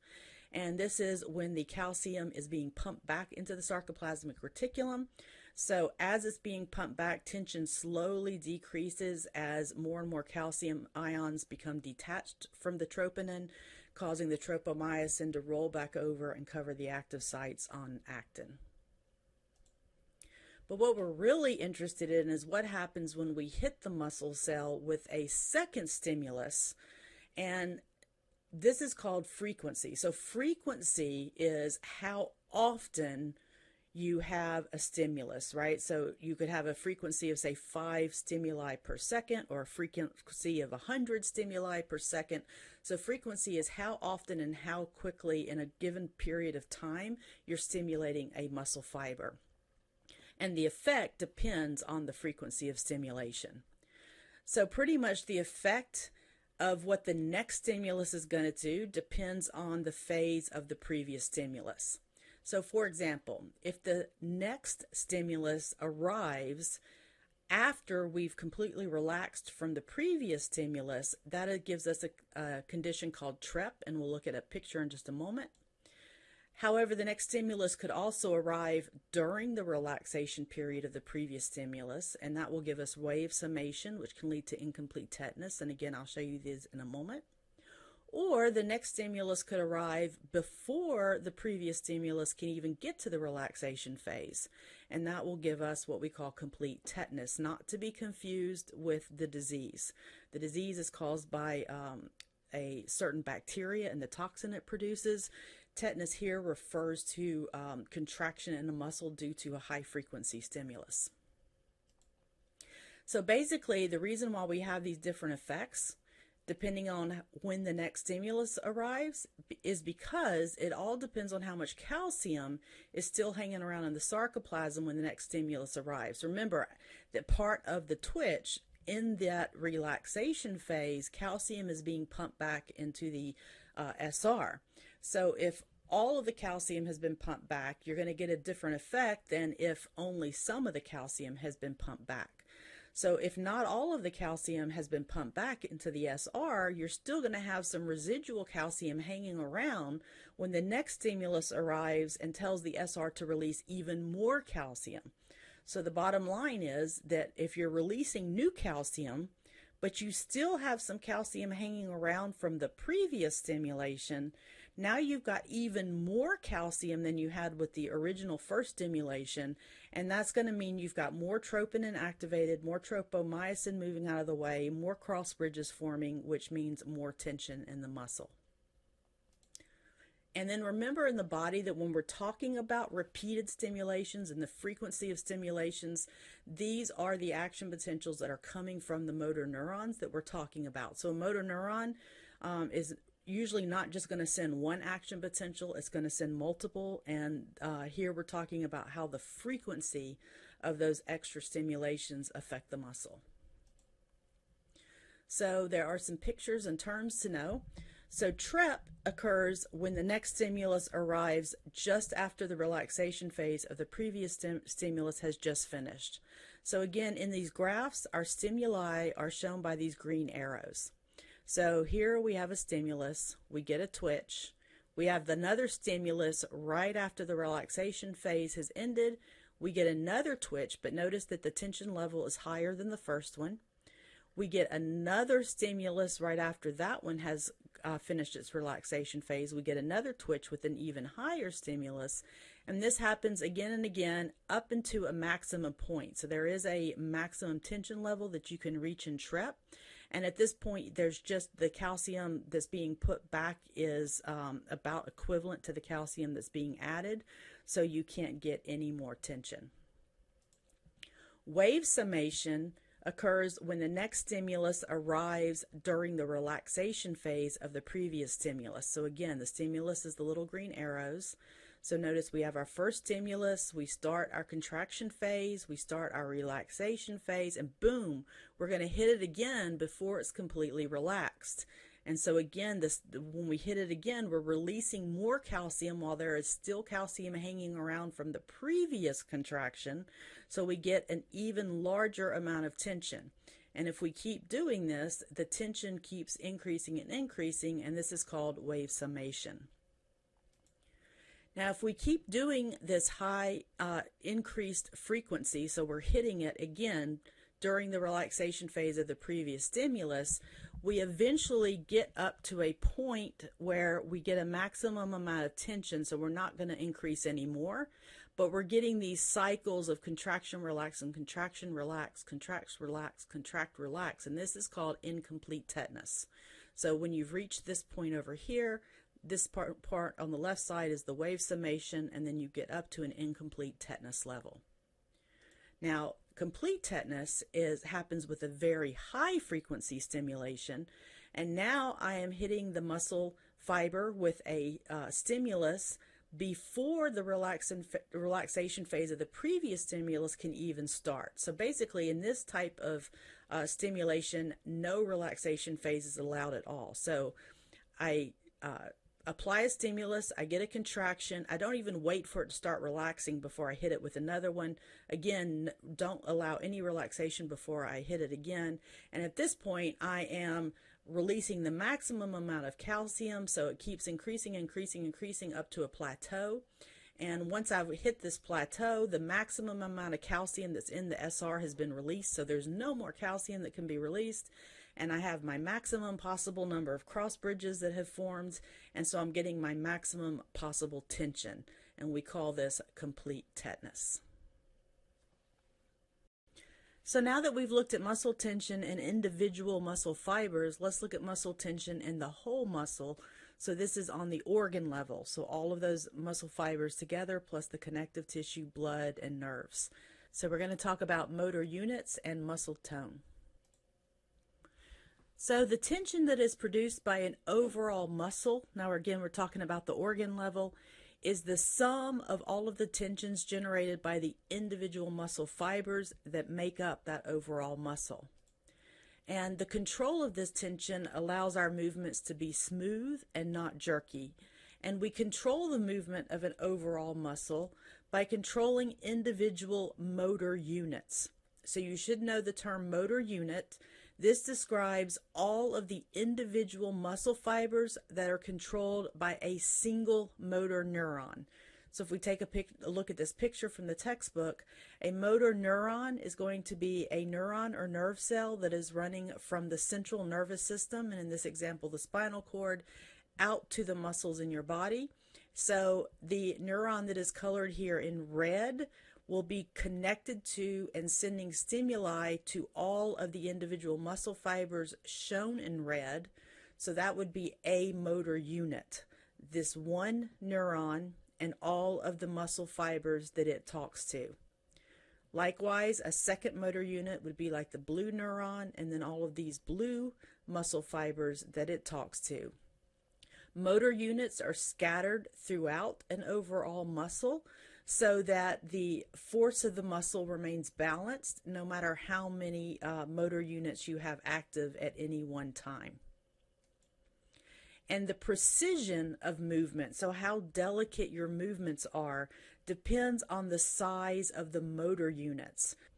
So what this means is that the fewer fibers that a neuron controls, the more overall precision or control you have of movement. So for example, in your eye, which you can have very delicate movements with, so you can move your eye just like fractions of a millimeter one way or another. So you have very small motor units, so one neuron will only control 4 to 6 fibers.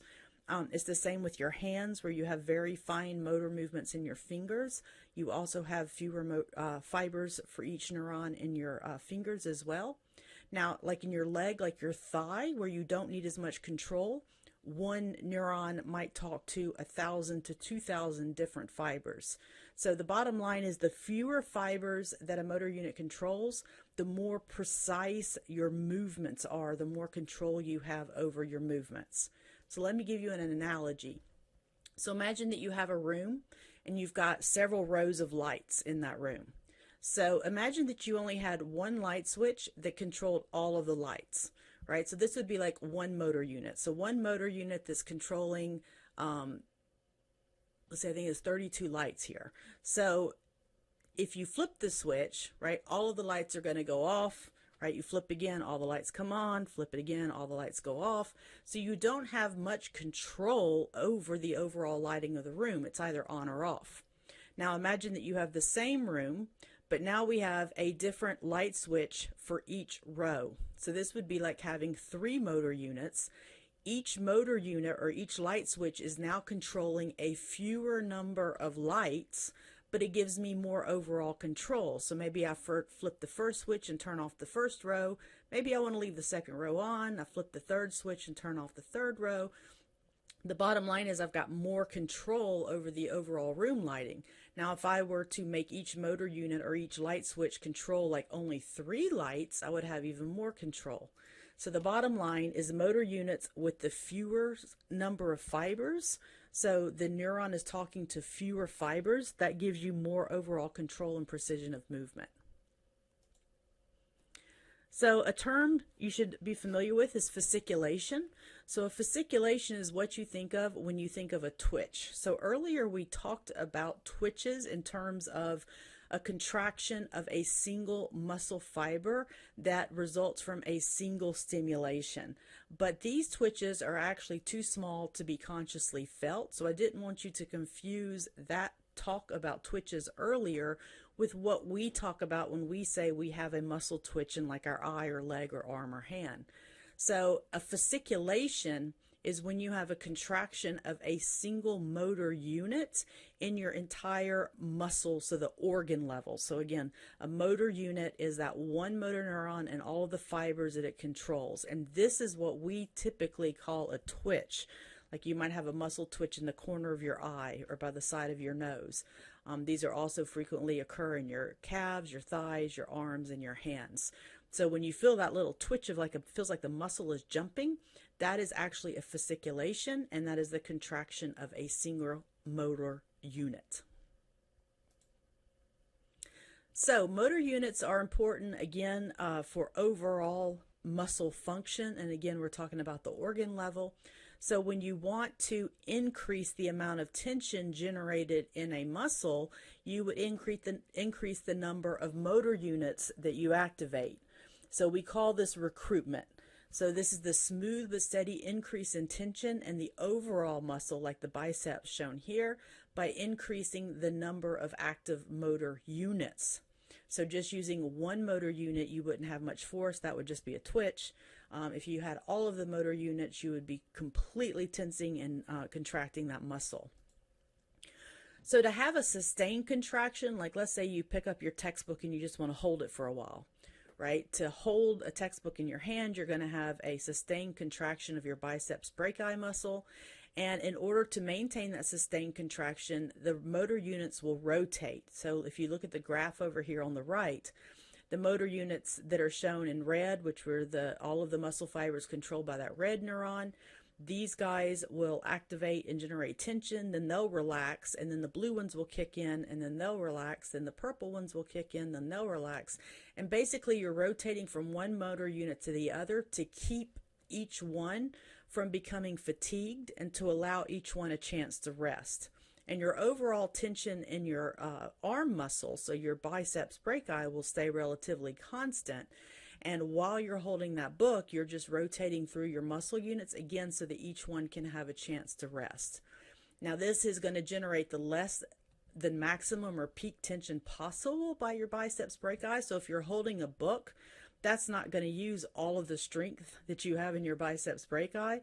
And so you'll be able to sustain that contraction for a while. Now, when you do have peak tension, so like you're using your muscle to the highest ability that you can, you're exerting as much possible force as you can in that muscle. In that case, all of the motor units are in a state of complete tetanus. You're not rotating through because they're all active, and you can't sustain this for very long without the muscle becoming fatigued. And then here's an example just to drive home the point of motor unit recruitment. So if you're picking up something small that doesn't weigh very much, like a coffee cup, you're going to have minimal recruitment, maybe 1 or 2, 3 motor units in your arm. So you're not going to be using many of your motor units because you don't need that much tension or force.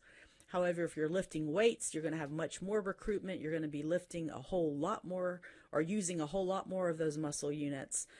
If you're sustaining a contraction, you're going to be rotating through those muscle units.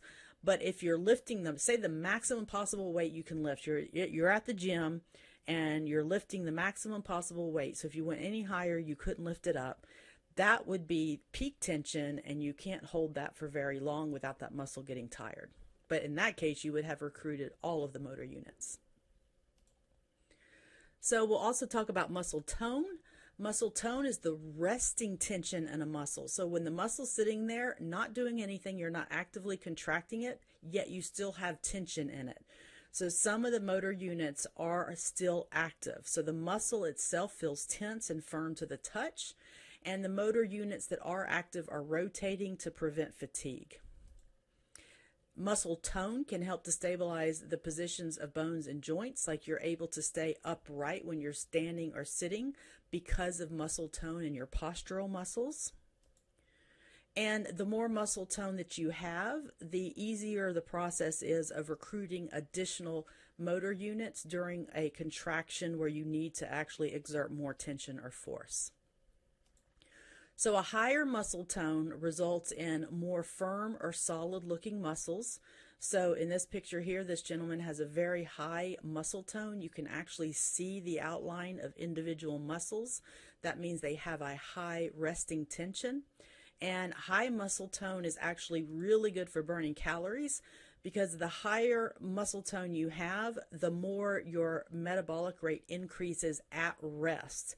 So because those muscles are contracting, you've got some motor units that are active, so you're generating some tension even at rest. You're burning through ATP. So remember all the ATP that's being used to make those cross bridges between myosin and actin, and so that means you're burning more calories even just sitting around to maintain that muscle tone without even moving or working out or exercising.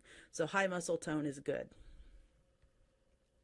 In this section, we'll look at the different types of muscle contractions, specifically the differences between an isotonic and an isometric contraction. So we'll start with isotonic contractions. So with an isotonic contraction, as the tension in the muscle increases, and again, remember, tension is caused by the formation of those cross bridges, the length of the muscle changes. So that's the key with an isotonic contraction, is that when the muscle contracts and you get tension, the muscle length will change. And there are 2 types of isotonic contractions, concentric and eccentric, and the difference between the 2 types depends on whether the length shortens or gets longer. So with a concentric contraction, the tension in the muscle exceeds the load, or what you're trying to lift or move, and so the muscle shortens. So if we look at the picture here, where we have the muscle attached to a tendon and a bone on one side, and then we've got a 2-kilogram weight. If the contraction or the tension force exceeds the 2-kilogram weight, the muscle can pull and move the weight, and the muscle itself will shorten. So with a concentric contraction, the muscle shortens. With an eccentric contraction, the tension is less than the load, and so the muscle lengthens, but it's still exerting force. It's still producing tension. We're still getting cross bridges form, but because the tension is less than the load, the muscle is actually going to elongate. So it's going to sort of move against the cross bridges, but the cross bridges are still trying to form, so you're still getting tension.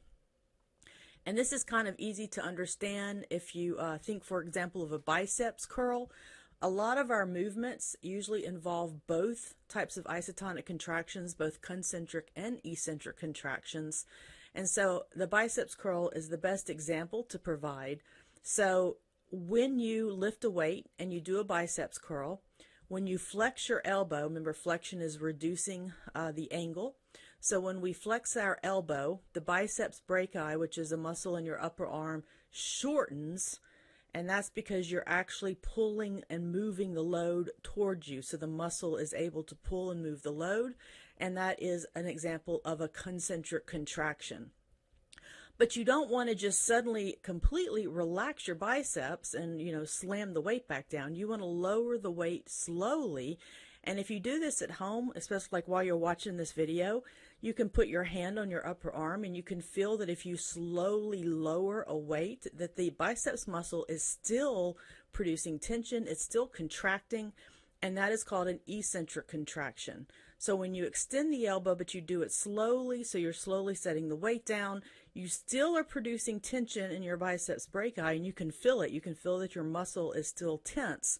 But the muscle overall is lengthening, and that is called an eccentric contraction. The other type of contraction is an isometric contraction. And with an isometric contraction, the tension never exceeds the load. And so the key here is that the muscle length never changes. So with isotonic contractions, the muscle length changes. Isotonic concentric contraction, it shortens. Isotonic eccentric contraction, it lengthens. And then with an isometric contraction, the length never changes. So we are still, again, we're still exerting tension. So we're still getting cross bridges forming in all the little muscle fibers, but the tension never exceeds the load, and the load never exceeds the tension. So the load doesn't go anywhere, and basically there's no movement. So the muscle length never changes. And a good example of this is if you just hold something in your hand out from your body, and you're not doing any curls, you're not flexing and extending, you're just holding it. So there's no movement, but you still have to have force exerted by your biceps brachii in order to hold the object out there. So that would be an isometric contraction. So the muscle is contracting, but it doesn't shorten, it doesn't lengthen, there is no movement at all. The length never changes. Keep in mind that with isometric contractions, we're still using ATP because we're still forming cross bridges.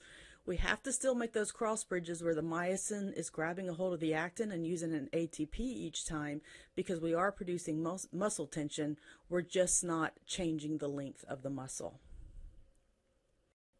Very short little section here on muscle relaxation and the return of a muscle to its resting length. So remember that there's no active mechanism, and when we say active, we mean a mechanism that uses ATP for returning a muscle to its original resting length.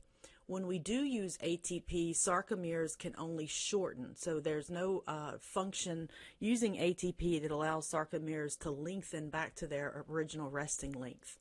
So there's a combination of 3 forces that will help a muscle return to its original resting length. The first one are the elastic forces that are produced by like the titin proteins. So remember, you've got this titin protein that connects the thick filaments to the Z lines, and if a muscle is overstretched, it's like stretching a rubber band. These titin fibers are pulled, and then they want to recoil and help the muscle return back to its resting length. You also have opposing muscular contractions, and we'll talk more about opposing muscles in chapter 11, but one good example is the biceps brachii and the triceps brachii in your upper arm. So when the triceps contracts, that's going to pull and stretch out the biceps. Likewise, when the biceps contracts, that's going to pull and stretch out the triceps. So a muscle can never really get stuck in a certain position because the opposing muscles that do the opposite action can help to bring that one muscle back to its original resting length. You also have gravity. So if we think about flexing our elbow and contracting our biceps, that bicep can go back to its original resting length just simply by relaxing this muscle. And we don't even necessarily, in this case, have to contract the triceps because gravity will act on the forearm and pull the arm down, which will return the biceps back to its original resting length. So a combination of elastic forces, opposing muscle contractions, and gravity can all help to return a muscle to its original resting length. In this section, we're going to look at energy. We're going to look at the muscle energy requirements, the production of energy by muscles, and the recovery after using energy. So for a muscle to function normally, it requires 4 things. It needs substantial intracellular energy reserves, and this includes both reserves of ATP, a molecule called creatine phosphate, and glucose in the form of glycogen. It also requires a normal circulatory supply so that glucose and oxygen can get to the muscle cells. You also need normal blood oxygen levels, so the muscles are going to need oxygen, so you have to have oxygen in the blood. And your blood pH needs to be within normal limits, because a pH outside of normal limits can actually affect sarcomere function. If these normal conditions aren't met, then your muscles are not going to be as efficient, and you can also lead to premature muscle fatigue, which we'll talk about in a different section. Note that the only direct energy source for muscle contraction is ATP. So you might want to go back and review Chapter 2 and how we use ATP for energy by taking the phosphate groups and moving it around if you need to review. Also note that in muscles, creatine phosphate is a molecule that is used to help store extra energy, as we'll see in a moment. So during a muscle contraction, each thick filament, which is made up of the myosin molecules, and remember the myosin heads can bind ATP and break it down into ADP during each one of its strokes. So each thick filament uses 2,500 ATP molecules per second. One muscle fiber or muscle cell can contain as many as 15 billion thick filaments. And one muscle organ, like the biceps brachii, may contain thousands of muscle fibers. So this all comes down to lots and lots of ATP is needed during a muscle contraction. So as mentioned before, muscles use a molecule called creatine phosphate to store some of this extra energy.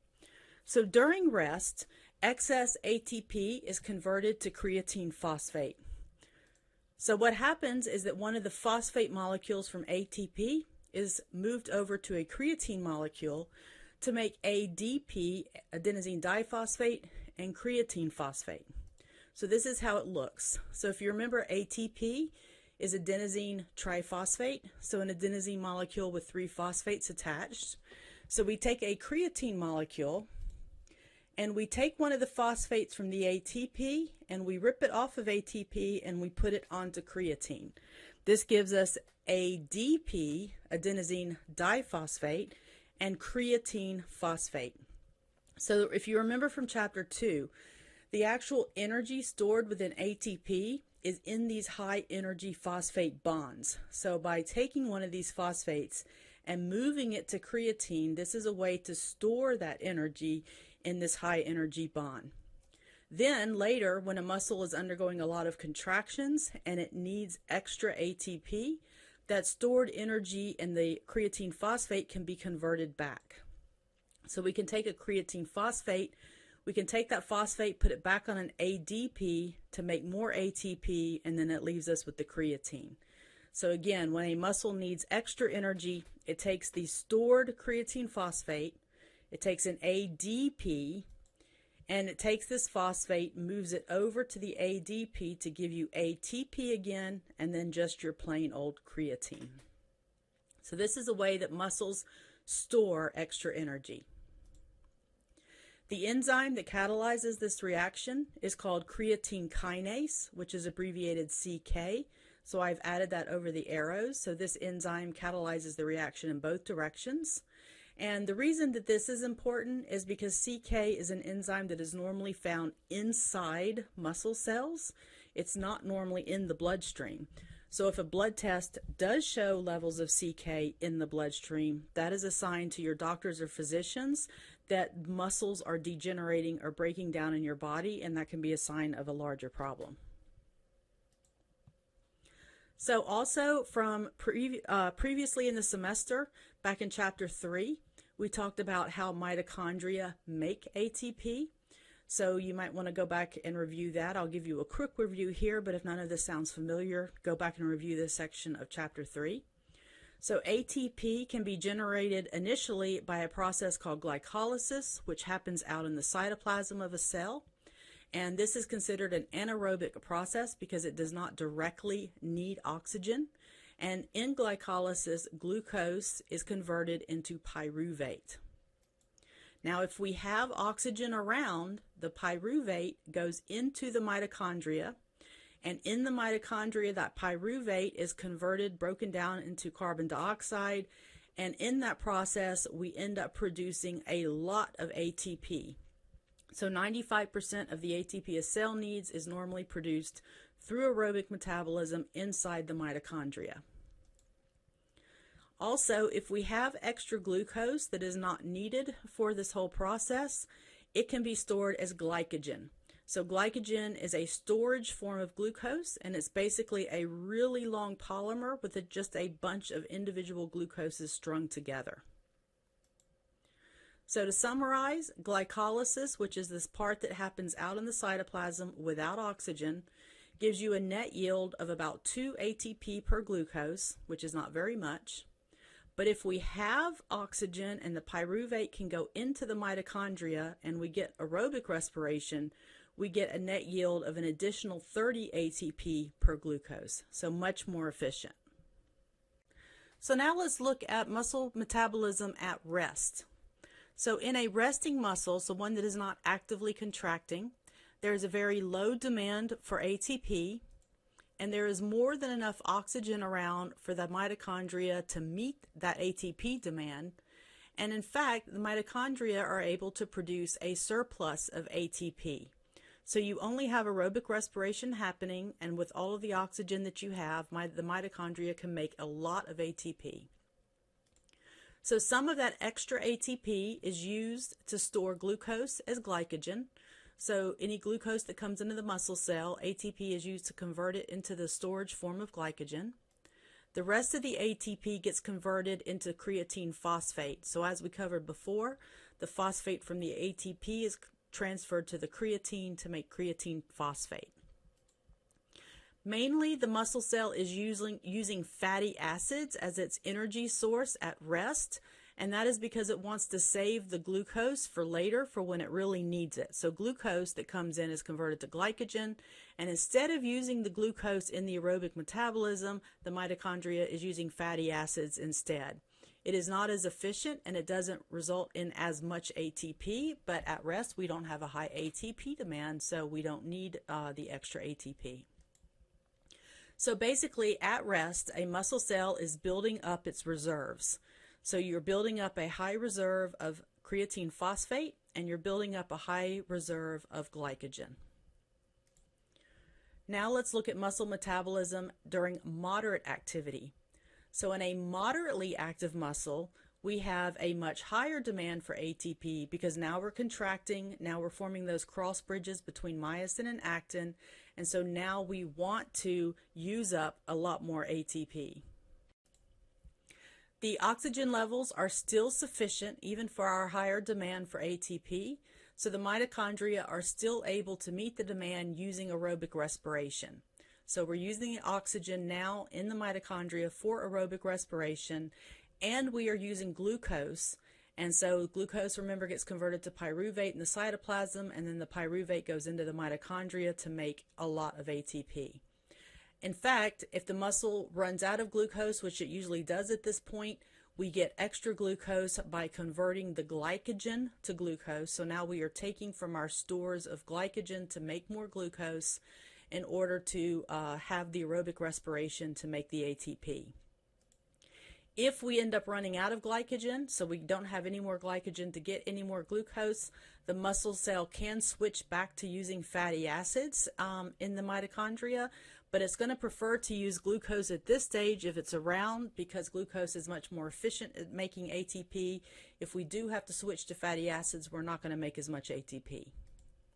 So the bottom line is that a muscle cell at moderate activity is making just enough ATP to meet its demands. So it's not short of ATP, but it's not making any extra ATP. So no surplus of ATP.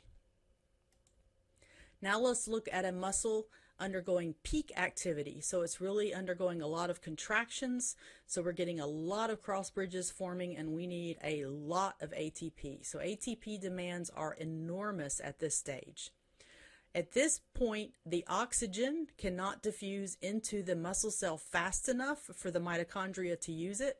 So the mitochondria become maxed out. They're making as much ATP as they can with the oxygen available, but there's just not enough oxygen around. And so at this point, the mitochondria is only making about 1/3 of the ATP using aerobic metabolism, which is not shown in this picture. So we have to get 2/3 of our ATP that we need from somewhere else. So our creatine phosphate reserves are used to get some of that ATP. So creatine phosphate is turned back into creatine, so it adds the phosphate group back to ADP to make ATP, which is going to help us make up that extra energy we need. But even then, we still don't have enough ATP. So now we have to switch to anaerobic respiration.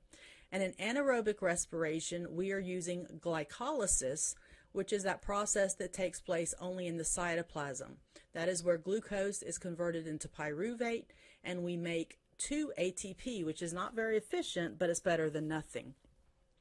And so remember that if oxygen is not around, pyruvate does not go into the mitochondria.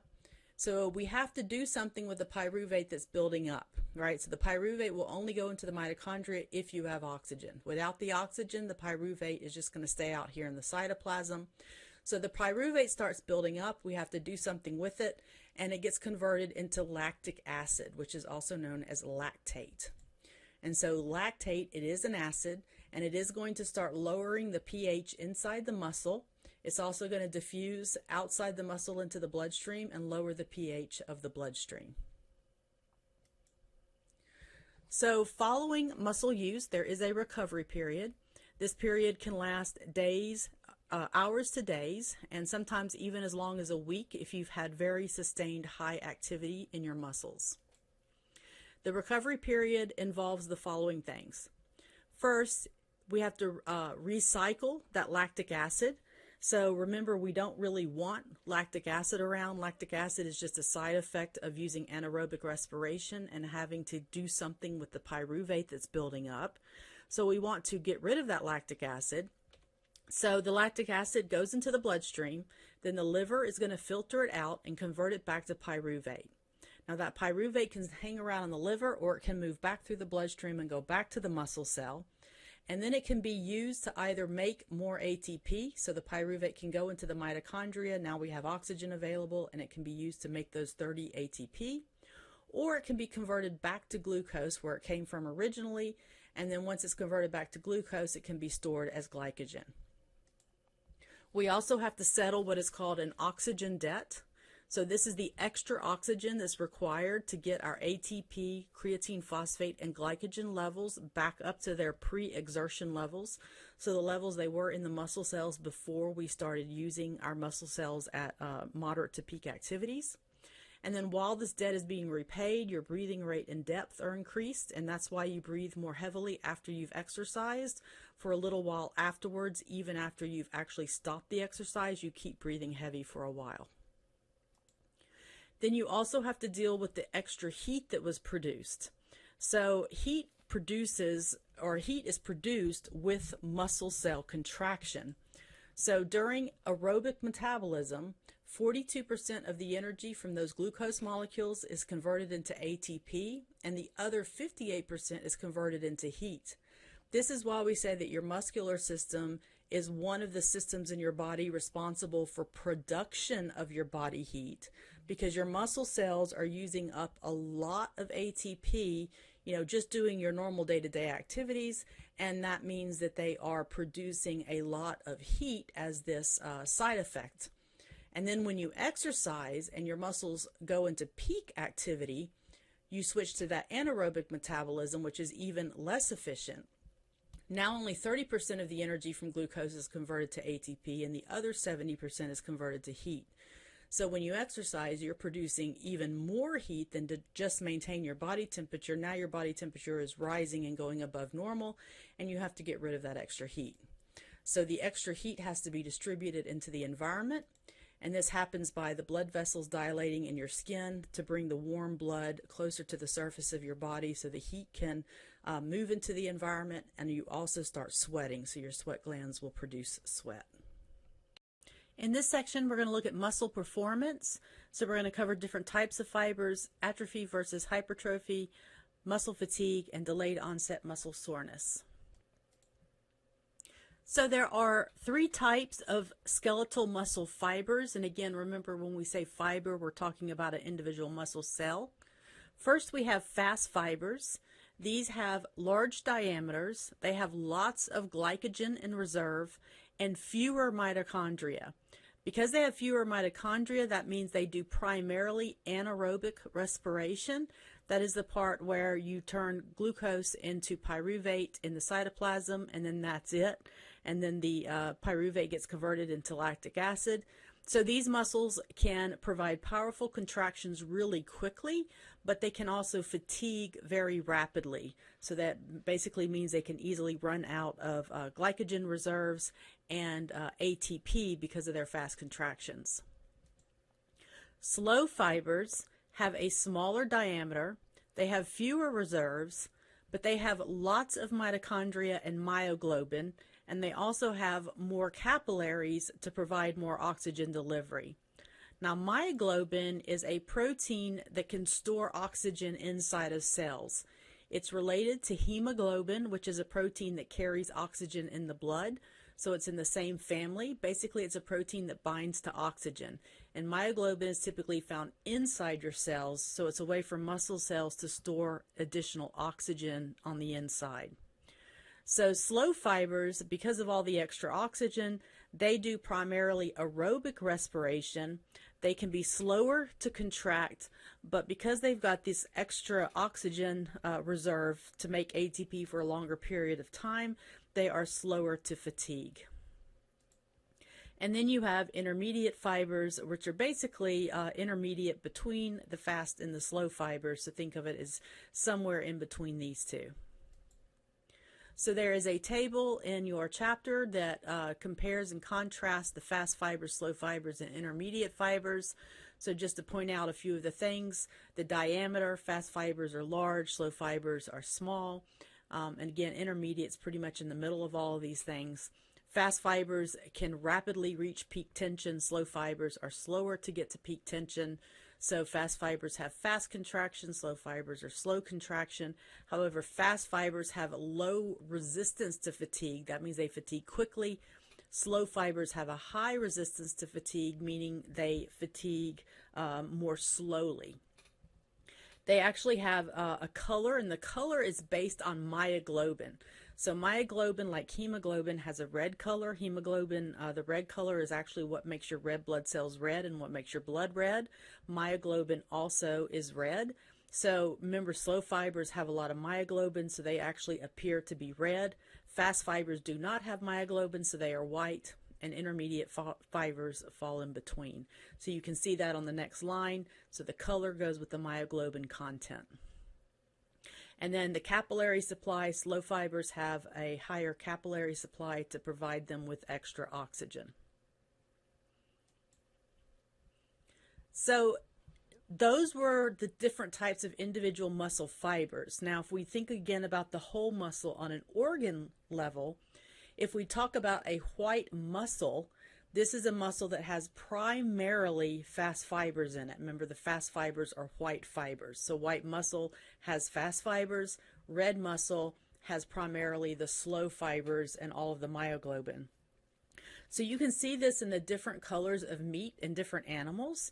So for example, in chicken meat, right? A lot of us, we know the difference between white meat and dark meat. So, you know, the breast of a chicken and the wing of a chicken is considered to be white meat, and the leg and the thigh is considered to be dark meat. Well, this will tell you about the difference in the muscle fibers.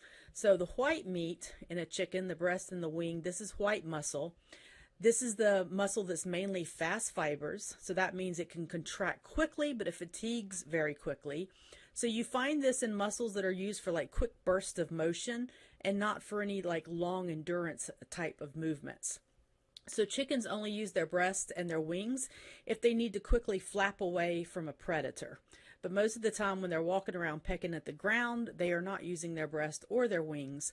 So they only need to use them periodically for very fast sprints. And so you have fast fibers in these areas. And then the part of the chicken that they use all of the time, their legs and thighs, because they're always walking around and pecking at the ground. This would be your darker colored meat. This would be your red muscle, your slower fibers, a lot more myoglobin, and it has a much slower time to fatigue. So this is muscle that can go for a long time without becoming fatigued. You can also see this between different animals. So if you look at the breast muscle in multiple different bird types, so we have a chicken breast on the left, a turkey breast next, then a duck breast, and then a goose breast. You can see that even the breast muscle is different colored in different birds depending on how much they use their wings, because the breast are the muscles that actually help to also move the wings. So think of the breast muscles in a bird as kind of being like the pectoralis muscles in your chest that can help move your arms. So a chicken that doesn't really fly has white meat in their breast. Turkeys don't really fly much either, but a little bit more than a chicken. Ducks do a fair amount of flying, so that you have a much darker, much more redder meat in the breast. And then a goose, which can fly long distances, like you see the Canada goose when they migrate, they can fly hundreds of miles. So they have much darker red colored fibers in their breast meat. So the more muscle is used, the redder it is, and the red muscle again contains the fibers that have more mitochondria and more myoglobin. So human muscles, because this is focused on human, A&P, human muscles are typically a mix of the fast and slow fibers. So our muscles are considered to be pink muscles, so somewhere in the middle. And different people can have different percentages of fast and slow fibers in their muscles. So some people genetically are basically born to be sprinters, so to move very fast, very quickly, but then they fatigue, whereas other people are built more to be like marathon runners, where they have long endurance and can go for a long period of time. The mix of fast and slow fibers in human muscle can also change with physical conditioning. So if you did do endurance training, like training for a marathon, you can turn fast fibers into slower intermediate fibers, which suits them more for the slow peak tension but resistance to fatigue. So here's an example. Someone who does a lot of long distance running is going to have a lot more of the slow twitch fibers mixed in with their fast twitch white fibers. Middle distance would be somewhere in the middle, and if you're built for sprinting, so going very fast, very quickly, but you tire very easily, you would have more of the white fibers than red fibers. So now we're going to look at hypertrophy and atrophy. So hypertrophy is when you have an enlarged muscle, and you can really see this in the bodies of bodybuilders, weightlifters, people who do a lot of work with weights. You can actually see, especially like in their arms, you can see the muscles get very large. So remember, skeletal muscle fibers are one of those types of cells that stays in the G0 phase of the cell cycle, meaning they don't divide. So when you work out and you end up getting these really large muscles, it's not because you're making more skeletal muscle cells. What you're actually doing is taking the skeletal muscle cells you already have, the fibers you already have, and you're making them larger. So the muscle fibers themselves increase in diameter. They start having more mitochondria, they have more glycogen reserves, and they make more of the myofibrils that are made out of the thick and thin filaments, but you don't actually add additional cells. You're taking the cells you currently have and making them larger. And that's called hypertrophy, and that's the enlargement of a muscle. And again, you see that in bodybuilders. Atrophy, on the other hand, is when you have a reduction in muscle size. So the muscle gets smaller, so you have a loss of muscle tone and a loss of muscle power. So the muscle can appear flaccid due to the loss of tone, so you can't really see the muscle. It becomes basically wasted away looking, and the muscle fibers themselves become smaller and weaker. Now, it's reversible at first. As long as you still have the muscle fibers there, you can reverse it, and those fibers can be built back up. They can add more mitochondria, more glycogen, and more myofibrils. But if those fibers do start to die, so if the muscle disuse goes on for long enough and the muscle fibers die, atrophy can become permanent. All right, so to summarize, with hypertrophy and atrophy, the number of muscle fibers and cells is not changing, but rather the size of each individual fiber or cell. So in muscle hypertrophy, the cells are getting larger, and in muscle atrophy, the cells are getting smaller. The only time you change the number of fibers or cells is if you get to a stage of atrophy where the muscle fibers and cells actually start to die. And then at that point, the atrophy is actually now permanent. So muscle fatigue occurs when a muscle can no longer perform at the required level of activity. So like when you've worked a muscle to the point that you just can't work it anymore. So the causes of muscle fatigue are the depletion of metabolic reserves within the muscle fibers. So you've run out of ATP, you've run out of creatine phosphate, you've run out of glycogen, maybe you've even run out of the fatty acids that you can use as fuel. Basically, you've run out of all of the stuff that the muscle needs to be able to maintain the contraction. It can also be caused by damage to the sarcolemma, which is the plasma membrane of muscle cells, or the sarcoplasmic reticulum, which contains the calcium. It can also be caused by a decline in pH. This can be due to a lactic acid buildup from the anaerobic respiration. And when the pH inside of a muscle cell goes down, it decreases the calcium's ability to bind to troponin. And remember that calcium has to bind to troponin in order for the tropomyosin to move out of the way of the active sites on actin for you to get cross bridges between myosin and actin. So if you decline in pH, that means it's harder to get to those cross bridges. You also can just have a sense of weariness and a reduced desire to continue. So you're just like, I'm done, right? Mentally, right? You feel like you just can't keep going on. And this is actually, there is a mental effect to this, and it's thought to be an effect of the low pH on the brain. So when the lactic acid gets in the bloodstream, it can affect the neurons and the brain itself. So when you have that sense of just giving up, that's actually, there's a physiological cause for it.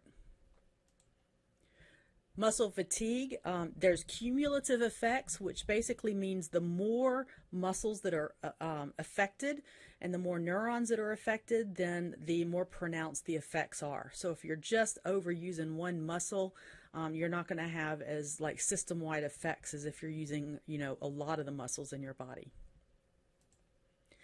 Physical conditioning and training can affect the length of time that you can go before fatigue sets in. And this is the principle known as endurance.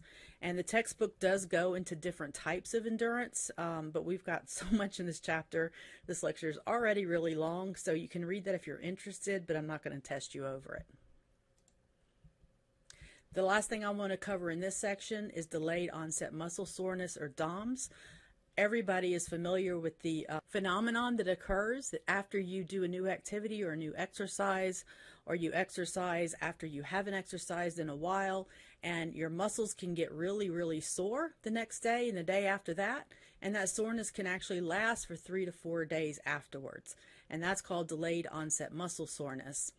And there's a lot of hypotheses. There's been some contradictory information over what actually causes this. When I was younger, they used to say it was due to the lactic acid. Now they think that the lactic acid actually is cleaned up pretty quickly after you exercise. But there are 3 current hypotheses for why you have this delayed soreness that can last for up to 4 days. The first one is that during the exercise, you actually get small tears in the muscle tissue. And like tears in the sarcolemma, and again, this is the plasma membrane around the muscle cells, can cause the inside content, so the stuff that should stay inside the muscle cell, to leak out into the surrounding tissues and stimulate pain receptors.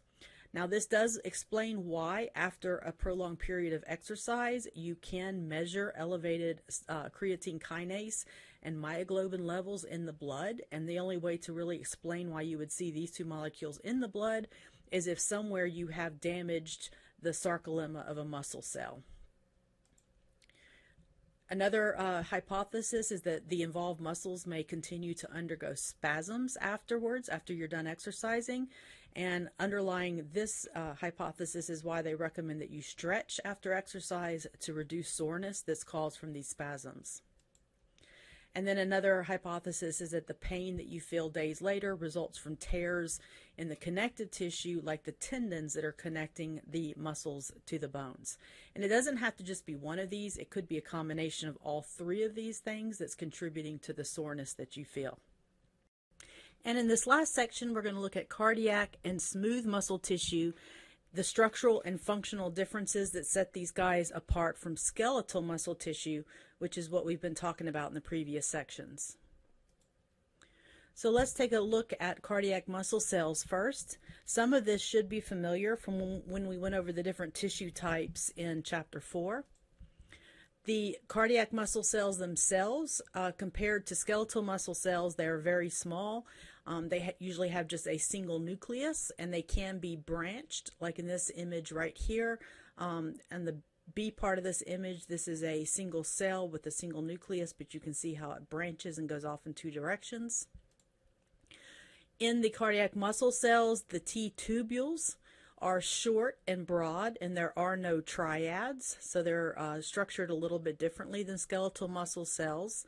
And the SR, the sarcoplasmic reticulum, also doesn't have the terminal cisternae, so that's why you don't have the little triads like we have in skeletal muscles. And the sarcoplasmic reticulum, which is shown in blue in this image, stores less calcium than it does in skeletal muscles. And cardiac muscle cells actually require extracellular calcium to come inside the cell before calcium is released from the sarcoplasmic reticulum. So that's different as well. Cardiac muscle cells can only undergo aerobic respiration, so they do not have the option to do anaerobic respiration like skeletal muscle cells. So because they can only do aerobic respiration, and you don't want your cardiac muscle cells to ever stop working, because if they do, your heart won't beat, they have a large energy reserve, so abundant supplies of glycogens and lipids. They have large numbers of mitochondria, and they have large amounts of myoglobin to store extra oxygen. A key characteristic of cardiac muscle cells and cardiac muscle tissue is the presence of those intercalated discs, which join one cardiac muscle cell to the next one, and the cells are joined together through gap junctions and desmosomes, and those gap junctions allow ions to pass from cell to cell, and this allows the cardiac muscle tissue as a whole to be able to contract in a rhythmic manner. So this means all of the cells can work together, and this allows the overall heart to have a very rhythmic contraction cycle. If we look at some functional characteristics, so cardiac muscle cells, unlike skeletal muscle cells, can contract without a neuron sending them a signal. So remember, skeletal muscle cells require a signal from a motor neuron at the neuromuscular junction. You do not need that in cardiac muscle tissue. We call this property automaticity, meaning that they can contract on their own. And there are pacemaker cells within the heart that are set up in such a way that they contract on a regular schedule, like so many beats per minute. We'll talk more about that next semester when we get to the chapter on the heart. But the nervous system can make alterations to cardiac muscle cells, so they can set the rate at which the pacemaker cells contract, and they can also make alterations to the amount of tension in each contraction. But even if you were to cut all of the nervous system input to the heart can still beat on its own. The contractions in cardiac muscle cells last 10 times as long as a contraction in a skeletal muscle cell. There's a longer period called a refractory period between one contraction and the next. And cardiac muscle cells cannot fatigue, which is a good thing. You don't want the muscle cells in your heart to fatigue and your heart to stop beating, because again, you would die without your heart beating to pump blood around your body. The properties of the sarcolemma in cardiac muscle cells also differ.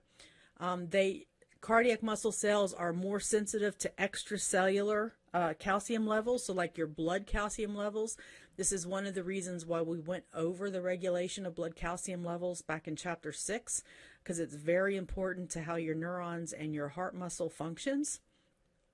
And because the extracellular calcium levels play a large role, not just the sarcoplasmic reticulum calcium levels, the twitches or the single contractions inside cardiac muscle cells cannot summate. They cannot be added together in that process of wave summation, and therefore you cannot get any tetanic contractions. So the cardiac muscle cells cannot go into tetanus, which again is a good thing, because if a cardiac muscle cell was stuck in tetanus, remember that's like this constant level of contraction with no relaxation periods, then the heart would essentially not be beating.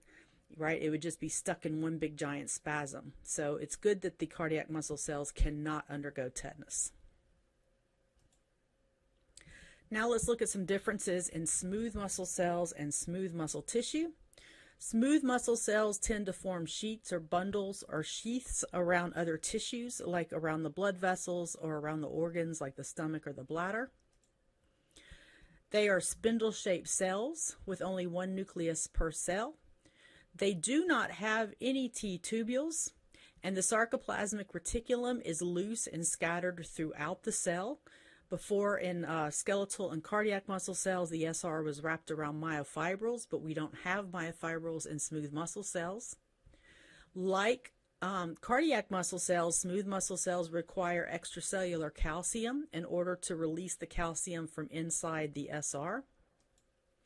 So as I just mentioned, smooth muscle cells do not have myofibrils or sarcomeres. That is why this is considered to be the non-striated muscle. So both cardiac and skeletal muscle has sarcomeres, and that's what causes the striations. With smooth muscle cells, the thick filaments made up of the myosin, and they're shown as the dark gray lines in this upper image here, are just scattered around the cell. And the thin filaments, which are shown as the little red squiggly lines in the upper image, the actin filaments are attached to these areas of the cell called dense bodies. But again, they're not arranged like they are in skeletal and cardiac muscle cells. They're not arranged in sarcomeres. So the myosin and the actin can still interact with each other. And when they do, the contraction of a smooth muscle cell causes the cell to like twist like in a corkscrew motion.